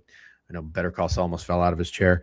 While you're in here, make sure you like and sub on YouTube. Give the tweet a like if you're watching on Twitter. We appreciate it. And follow the Twitch page. We will review the baseball board a little bit, but this is football season and it's Big Ten preview here, and this is very important. What's the bet? 6.5, but the over is minus 150. Okay. They are returning 3 starters on defense, which is not good, obviously. Nope. Juice Clark, senior cornerback, is a very cool name. And then on offense, you've got the running back and 2 wide receivers coming back. That's good. Khalil Valentine, Colin Dixon, Hudson Clement. Only 1 offensive lineman is back. Yikes. They're starting 2 sophomores, 1 at left guard, 1 at right tackle. Let's do the overview real quick. Brett Bielema fittingly called this an offseason of transition, which hit all 3 phases of the ball. The offense looks ready to reload under 5th-year coordinator Barry Lunney Jr. and a talented transfer quarterback. The defense will be a new, unique scheme in the Big Ten and will need to show it can be effective in the conference. All right, so a lot of unknowns here. You don't like that, huh? I don't like a quarterback. He was good. Yeah. Highly touted transfer portal guy, but he's coming up to play up in competition behind the offensive, kind of makeshift offensive line. I just think it's a recipe for disaster in the Big Ten, and I get it. They're going to probably start well, and then it's another team I think is going to crash down. Honestly, I like the under 6.5 wins at a plus price for Illinois. Top newcomer Caton Hauser is accuracy has improved in each of his 4 college seasons. Oh, wow. So he's experienced. First 2 at Michigan State and then East Carolina. Returns to the Big Ten for a team that really needs him to be good in order for anything. Yeah. Okay. You want to go over their schedule? Yes, I want to go over their schedule. And also let's address Rample's comment. He's not hyped at all. Nobody knows this kid.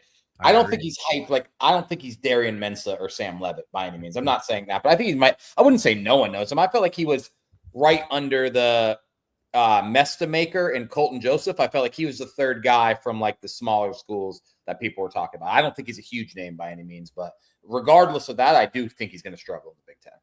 Okay. Yeah, I didn't really know anything about this guy, but I know I'm a casual. All right, so they open the year with 3 home games. Mm-hmm.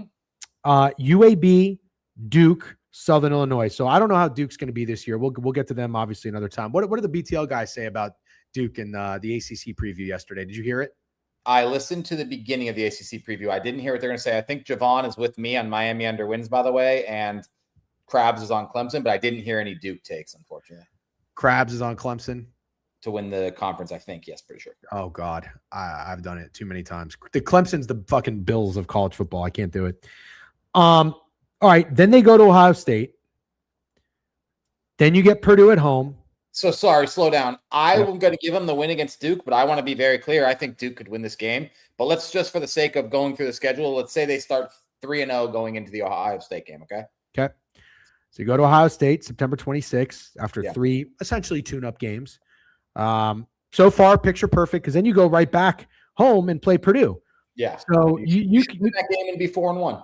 Yep, you could be 4-1 with a trip to Michigan State, a team with a 5.5 win total. You could be 5-1 going into your bye week before hosting Oregon. Dude, I mean, I like the way this schedule's shaping up. But obviously, let's say they lose that game, they're gonna lose to Oregon, 5-2. Mm-hmm. Then you take a trip to Maryland. Gonna call that a loss? I'm calling it a loss for me because I like Maryland. I don't like Illinois. I think most people would call that a win. Okay, let's call it 5-3. Yeah. You come back home and play Nebraska. Yeah, I'm going to be honest. I get why Ramble or anyone likes Illinois after looking at this schedule. Holy shit. I like it. A ton of winnable games. There's so many winnable games that I may have to back off fading them.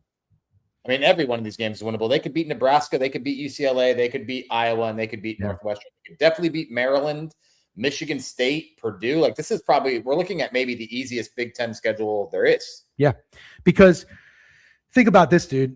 You're traveling. You're going on 2 road trips before your bye week. You're going to Michigan State, Ohio State. It's not a lot of travel. The last 5 games, you've got 3 of them on the road. Maryland, sure. UCLA is far. But then Iowa and Northwestern, like, really going to Northwestern is hardly a fucking road game. Yeah, I know, man. I know. You're right. I don't like the team, but I love the schedule. And for that reason, I'm just going to completely be out on Illinois. But I don't think this is a very good team. Okay. Let's do a big boy. I gotta take a piss. Okay. But I'll tee you up with Indiana.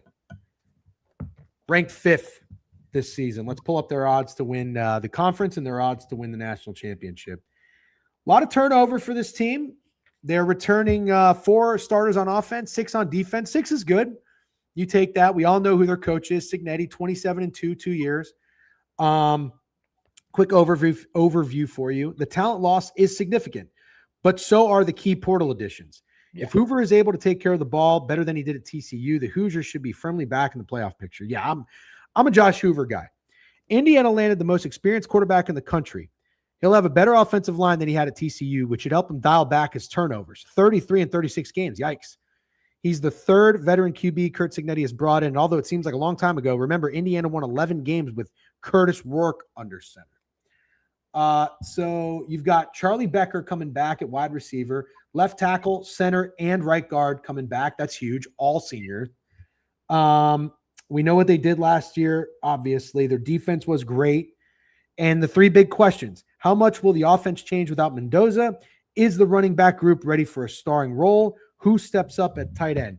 Give me some thoughts on Indiana while I go take a piss. All right. Well, Snowman, you're going to like most of what I'm about to say. I think you're going to like most of what I'm about to say. So I get the bad part out early. I don't think Fernando Mendoza was that special. I know that's probably a crazy take. I'll take the hate in the chat I'm about to get, but I do not think Mendoza was that special. And I think the Curtis Rourke point by Degen was actually really good because I think Cignetti is the special one.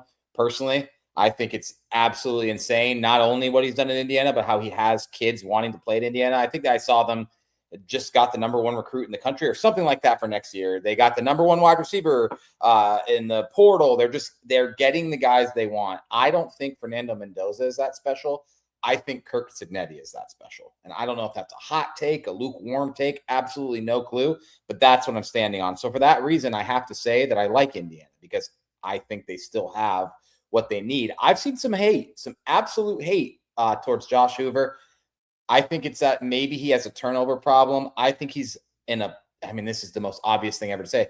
He is in a position where he will not have to force throws. He'll be in a perfect position. And I don't think Hoover is going to have a turnover problem at all. I think he's going to be really, really good at Indiana. And once again, call me crazy. I think there's an absolute possibility Josh Hoover has a better year than Fernando Mendoza did last year at Indiana. And I think there's a possibility that Indiana is as good as they were last year.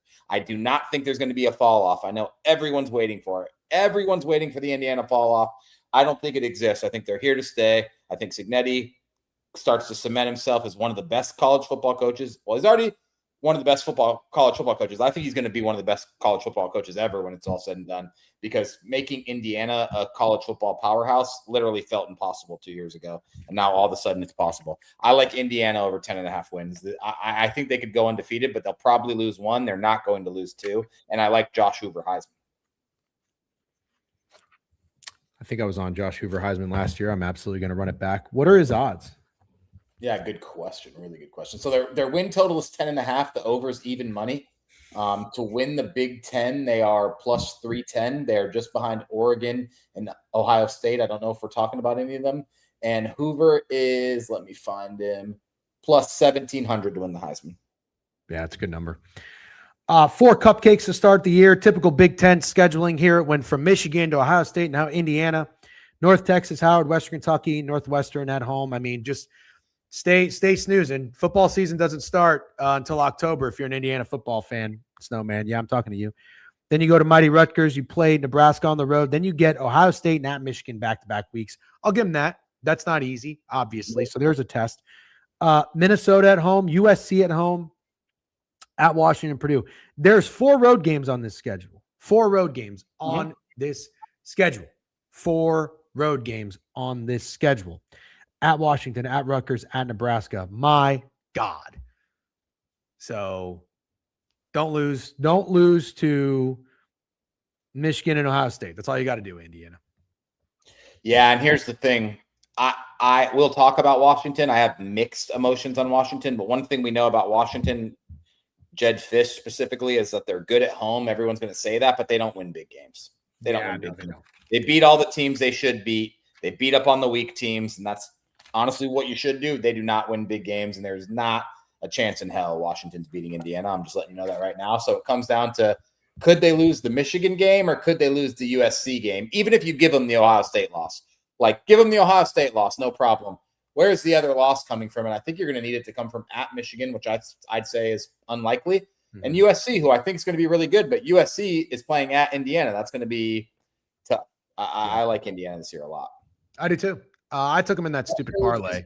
You fucking suck, Dawes. They're going to get fucking smoked by Indiana. I mean, we're talking fucking 7 touchdowns probably. Rutgers might be my least favorite team in the Big Ten this year. Greg Schiano. I can't believe he's still there fucking going through the motions. We'll talk about them tomorrow. We got a couple more teams. Let's power through. Thank everybody who's in here, by the way. Dog, I go crazy with a new follow. Timmy Neutron sub, T Crizzy sub, bunch of stream streaks in here. Elib377, you gave out subs. I missed all those. Appreciate you guys tuning in. We're previewing the Big Ten. We have to make time for it. We will talk about the baseball board. It will get talked about. Wait on. I know. Wait on bets. He's here for the bets. I get that, but it is almost football season. We have to make time for this. What team do we have left? We have Minnesota, Nebraska, Northwestern, Oregon. Okay, well, it's not possible to do that in baseball. So how do you want to attack this? Chat, you want us to just start talking baseball now, and we'll move the preview to tomorrow? In the Big Ten as we can. We have plenty of time to talk football. Tomorrow? Yeah. So I think that was good. That was good. Good chat. Let's do okay. baseball. All right. Good stuff. Good work. I think the biggest. You're going to do the first game, though. I'm going to go pee. Okay. Yep. Wow. Look at that. Holy shit. Yep. W Football Review. Thank you, Malcolm. Brandon Marsh home early cash. How about that fucking system play yesterday? Yep. Better Call Saul, Spencer Smoke Meats, whichever one you're on. I know you're always chatting my ass. Never looking to give credit. You can do it. Now is a good time. Try to find a balance, fair and balanced offensive attack. Run, pass, run, pass. No. Pass, no. Balanced, fair. Keep it 100. The system plays 1-0. Thank you very much, Taxman. That's right. Brian fucking Reynolds. Thank you very much. Appreciate you, Dawes. Appreciate you, Shoot 'em Up. Appreciate you, Sick Money. Are we betting these picks off a system or a model today? You should please say that when Steak is back. Sal Stewart is that dude lately. Yeah. All right, let's get into it. Run the damn ball. I know still might be a douchey hat. I'm not entirely sure. Philadelphia Phillies are at the Miami Marlins. Oh boy.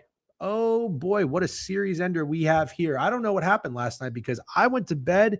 Guys, I'm not fucking around. I needed this so bad. I was really, I don't know if you guys could tell. I think I did a pretty good job powering through. I was fucking exhausted yesterday, dude. Exhausted. This is what I need. You see that? That's a 94 right there. 90 fucking 4 total sleep. 9 hours and 11 minutes. I haven't gotten a sleep score like this in so long. I passed out at 8:31 p.m. That's right. You were kind of a dick, dude. I was cranky. I hit a wall and I was like, oh my God, this is rough. Very sorry about that. I feel like you today. You what? I feel like you today. I have like 8 hours and sleep dead. I'm jet lagged. Yeah. All that stuff. Yeah. You got to get in bed early tonight. Oh, dude, it felt so good. 8:30, I went to bed. I woke up at 4 a.m. My sleep score is 83. I went back to bed till like 6:45 and it got up to a 94. I don't get 90s, man. 94 is great for me. I needed it. All right. So basically, this is where we're at. First game, Phillies are 3-7 in their last 10. The Marlins have woken up a little bit. They had a nice comeback win, 8-7 game 1. Then they won yesterday 1-0. Today, you've got Luzardo and Gusto. Luzardo's minus 165 on the road. Pretty fat price. Gusto's not anybody that anyone really respects. Total at 7.5 here is kind of interesting to me. Given the fact that there was a 7.5 when Wheeler was on the bump. Yesterday, we saw an 8 with Nola. He's been cat meat, as we like to say in here, which made more sense. I think after a shutout in a 1-0 game, I think the over looks like the obvious play with Gusto. Yeah, well, I think the over and the Phillies look like the obvious play. Yeah. I kind of think, you know what, man? Yes. What's that? Luzardo back in his hometown and versus former team. Yeah, I think this is an obvious over today. Phillies off of a shutout, 1-0 game. Gusto's not anything. Phillies ice cold since the All-Star game in Philadelphia. I'm going to tell you right now, man. It's in Miami now. No, I've said the All-Star game in Philadelphia. I'm saying got it. Break. Phillies have been cold. A cold team. I can't bet on them. Yep. I would probably go first 5 under here. I would go Marlins. Back a little Luzardo. Okay, that's pretty ballsy. I like that. All right, let's go to the next game. Pirates lost a heartbreaker, but shout out Brian Reynolds, 1 out in the bottom of the 9th coming through. I guess it's not really heartbreaker. You're right. They were getting that ass kicked. It would have been heartbreaking for the Diamondbacks if they lost. Yeah. Colin Dixon says Luzardo's been so good versus the Marlins since being on the Phillies. Copy that. Thank you very much for contributing and being worth a shit. Thank you, Colin Dixon. We need more Colin Dixons in the chat. Pirates are minus 135. Jared Jones, stakes. I have still been a baseball guy. I tapped out a little bit when I was in Charleston, but I got eyes on Jared Jones. This dude is fucking awesome. Great pitcher, fun pitcher. I think I said that there's a chance that the Pirates might have hit the jackpot. I will not be putting money against guys that I approve after getting eyes on them. However, I will tell you this. Kind of feels like it might be the Diamondbacks today. Really? Why? You didn't think so? Well, why? Because Eduardo Rodriguez is having a hell of a year. There's nothing weird about this line. He's 9-3 with that is true. I didn't totally. Yeah, I didn't realize that. But hold on. Am I lagging again? Fuck. No, we're gonna fight through it. We have no choice. Okay. All right. Yeah, you're right. My bad. Eduardo Rodriguez is not bad. No, he's put some respect on his name. That. Well, I mean, I guess I have to watch fucking Eduardo Rodriguez today. 9-3 with a 2.6 ERA for the Diamondbacks is crazy. I did not notice that. He's the best pitcher on their staff. Fuck Fat. Fuck Gallen. Fuck Merrill Kelly. Eduardo Rodriguez is that dude. I don't know shit about Eduardo Rodriguez. I mean, I've heard the name before. 33 years old. He's from Venezuela. Past 2 games. He is getting hit 7-7-7 in the last 3 games. 2 earned runs against the Nationals. Pretty goddamn good. Holy shit. 1, 2, 3, 4, 5, 6, 7. In 7 of his last 8 games, he has not allowed more than 2 earned runs. Wow. Yeah, he's balling.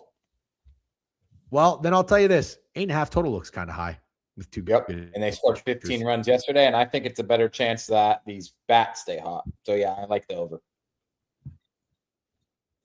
Would you go back to Reynolds? I think I'll probably or Brandon Lau. Yeah, that's exactly what I was going to say. Oh no, You're lagging pretty bad. yeah, yeah, I know. Damn it, fuck. Yeah, I would. Should I? Yes.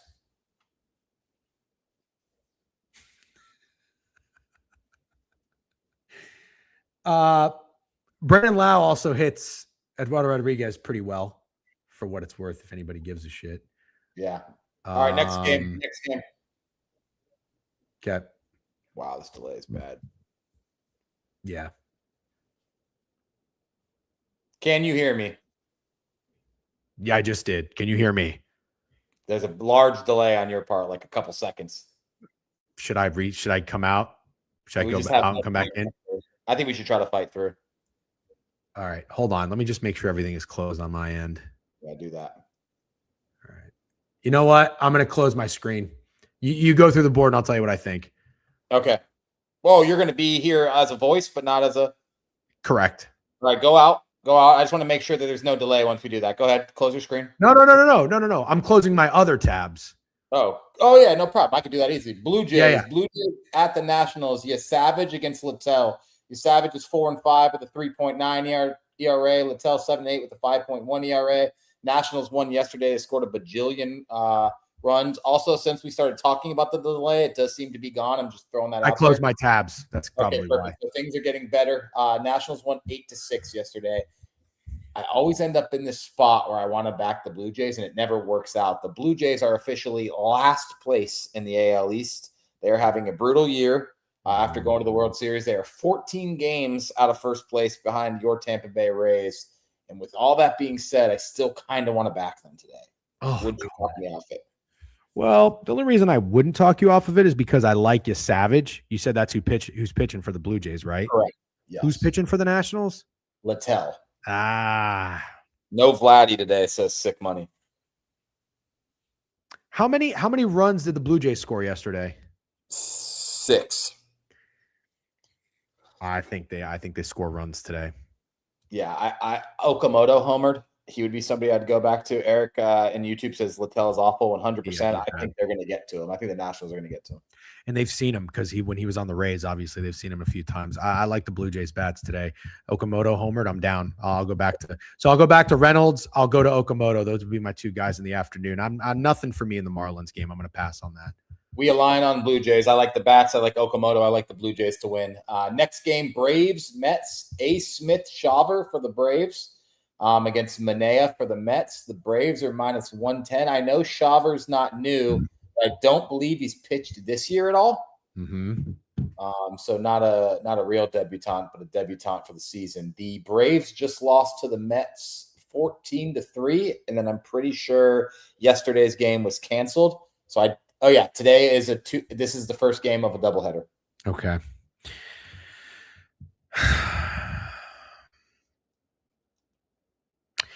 Somebody just had a big game for the Mets yesterday. Was it Francisco Lindor? Well, they had 14 runs, so I'm assuming a few guys did. Let me pull it up. Yeah, 2 homers for Lindor. Yeah, somebody did. And a triple. Oh, God. Dude, Francisco Lindor does this thing every fucking year where he sucks. People start talking about his contract and how awful it is, and then he starts doing something. This could be that time. He's batting .233, dude. Oh, my God. He's got 8 home runs. Bo Bichette has more home runs. Carson Bench has more home runs. Has been hurt a large portion of the year? Who? Lindor. I have no idea. Has he? He's played 50 games. So he's missed half the season? Just about, yeah.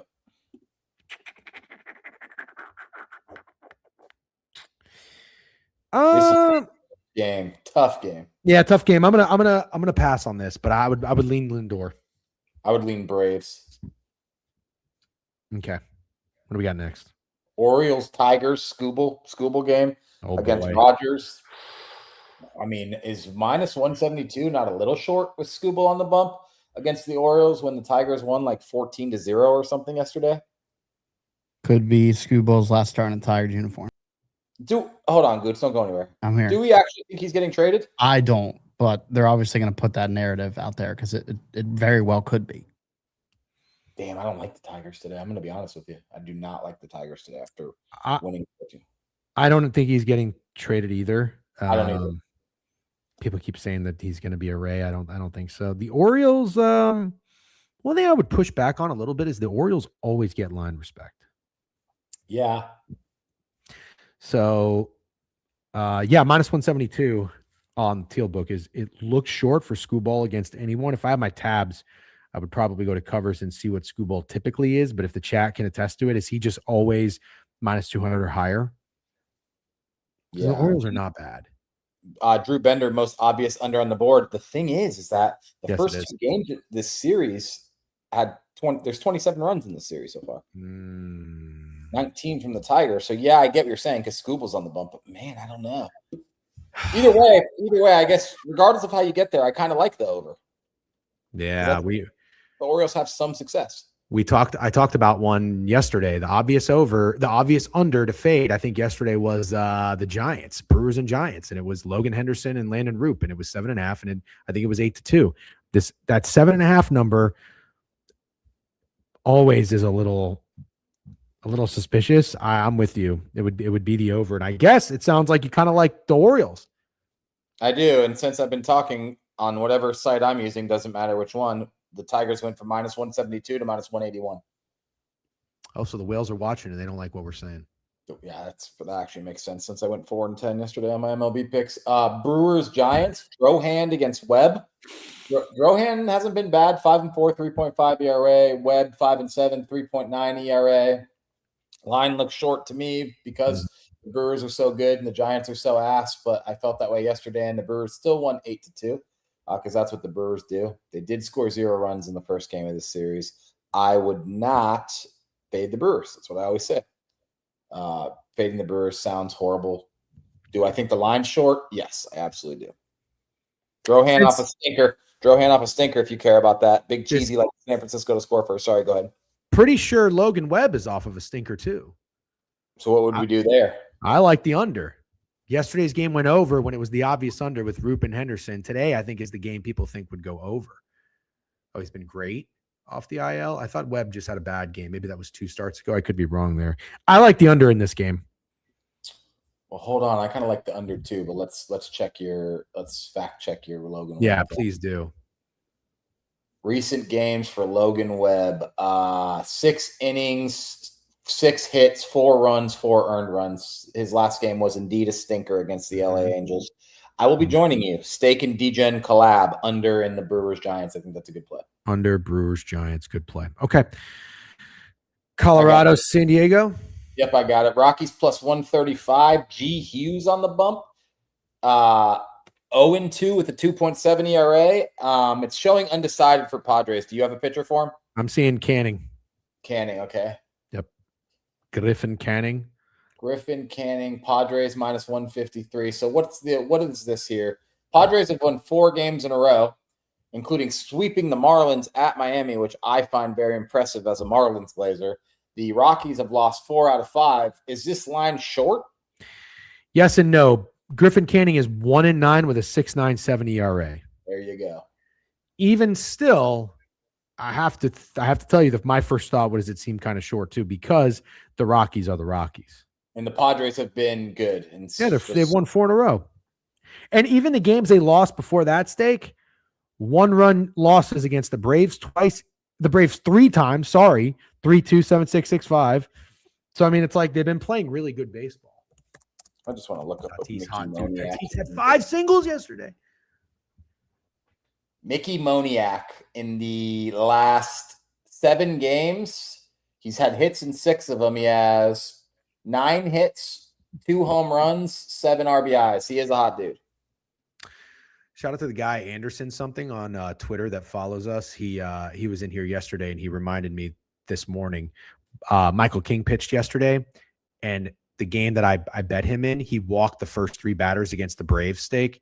I ended up winning my bets on Michael King. And then yesterday I said, I like Michael King in the first inning, 3 up, 3 down, 3 strikeouts. Oh, yeah, I didn't play. But as we know, as Total Slayer likes to say, Jeff Sunday's lean sheet is scorching hot. All right. Undefeated. Yeah, that works. I'm going to pass on this game entirely.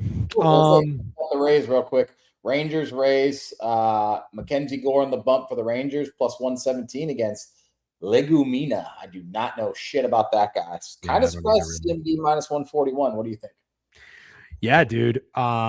We talked about the Rangers in the second half of the season being a team we kind of liked. Let's see, what are they? 3 games over 500. They got the win yesterday, fuckers. But just overall, I mean, they've won 5 of their last 7 games. The ones they lost were two-run losses against the White Sox and the Mariners. Nothing to be ashamed of. They're just playing better baseball. And the offense, for the most part, has been active.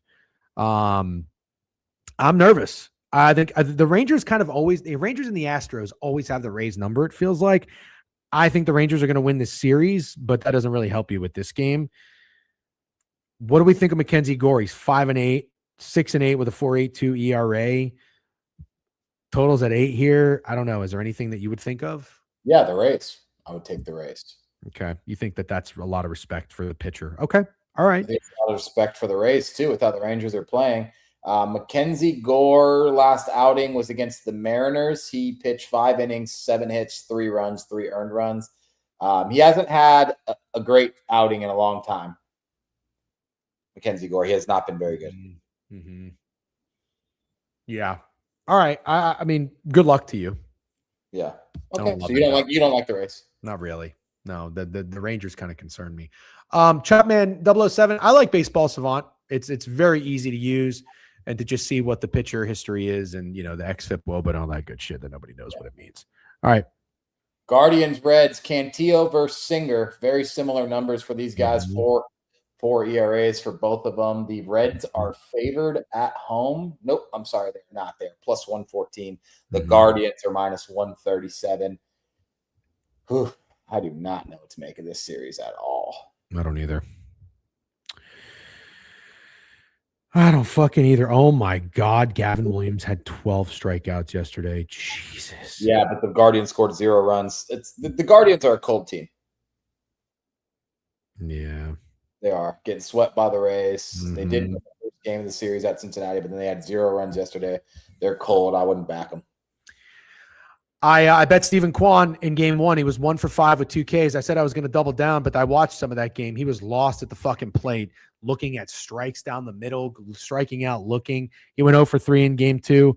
If he is lost after being red hot, the Guardians are in trouble. I would not get cute with the Guardians here. Reds are nothing. Okay, that's fine. Braves Mets game 2 of the doubleheader. You get Chris Sale in this one, 11-6 with a 2.1 ERA, going against your boy, C. Scott. I don't really have a tough time capping the second games of doubleheaders. I like Scott. Yeah. I like Scott a lot. What if I told you yesterday I saw the Reds lost the game, the Chase Burns game, so I was like, fuck it, I'm definitely betting him in game 2 of the doubleheader. I like the Braves in game 1 of this. I think we should wait for game 1 to – I don't think you're going to be fading Scott anyways, but there's a chance I could bet the Mets in game 2. The thing that concerns me now that I've seen the Braves line up with when I watched Michael King pitch against them, Scott is a right-handed pitcher, if I'm not mistaken, and the Braves have some scary left-handed bats. Dude, that guy, what's the catcher's name? Drake Baldwin? Yeah. He's a freak at the plate. He is a freak. Matt Olson's a freak. Ozzy Albies is annoying. Albies. They just got some guys. So I got in, got out with King. I'm not going to keep betting on pitchers against the Braves, especially right-handed pitchers, because they're scary. Okay, they're got a scary it. Team. Ozzy Albies homered yesterday, by the way. I hate to say it, I would probably take him to do something again because I think he's a lefty. And all right, it's 12:02, which I didn't realize. 6 games. How do you want to do this? Real quick, rapid fire. Rapid fire. I'm also fine just saying. Joe Ryan is minus 200. He always gets insane respect. This is extra insane respect. Extra. Not complete game shutout for Joe Ryan. Yankees game today against the White Sox. Cam Schlittler is only minus 144 against Davis Martin. Oh my God, girl. This is an obvious under. Oh boy. One of these hit pitchers is getting touched up, and it might be Schlittler. Could be. Could be. Did fucking Volpe do something yesterday? Somebody had to step up for the Yankees bats. He did, didn't he? That bitch. Hold on. He's 1 for 4. He didn't do anything. Jason Dominguez was the guy. All right. Did anybody on the White Sox do anything yesterday, Steak? Because I will happily go back. Nope. Yeah, Montgomery 2 for 3 with a nope. Murakami had a double and Medrath had a home run. Yeah, I might take the White Sox team total over, actually. All right, next game. Cubs Cardinals. Cardinals got smoked, absolutely smoked yesterday. Yep, we talked about it being fake sharp. So do you think it's fake sharp again? It's hard to be fake sharp in back-to-back games, but You like Cardinals though? No, I don't. Fuck it, I'm not fading the Cubs. Astros, Angels. The Wisniewski for the Astros. He doesn't have any stats. I'm not sure if he's a debutant or if he pitched last year against Rodriguez. Mm-hmm. Kind of want to just say Angels. Yeah, I thought the Angels were going to be. It was either the Cardinals or the Angels that were fake sharp. They both were fake sharp. So one of these teams is coming through today. If you like that, I'm down.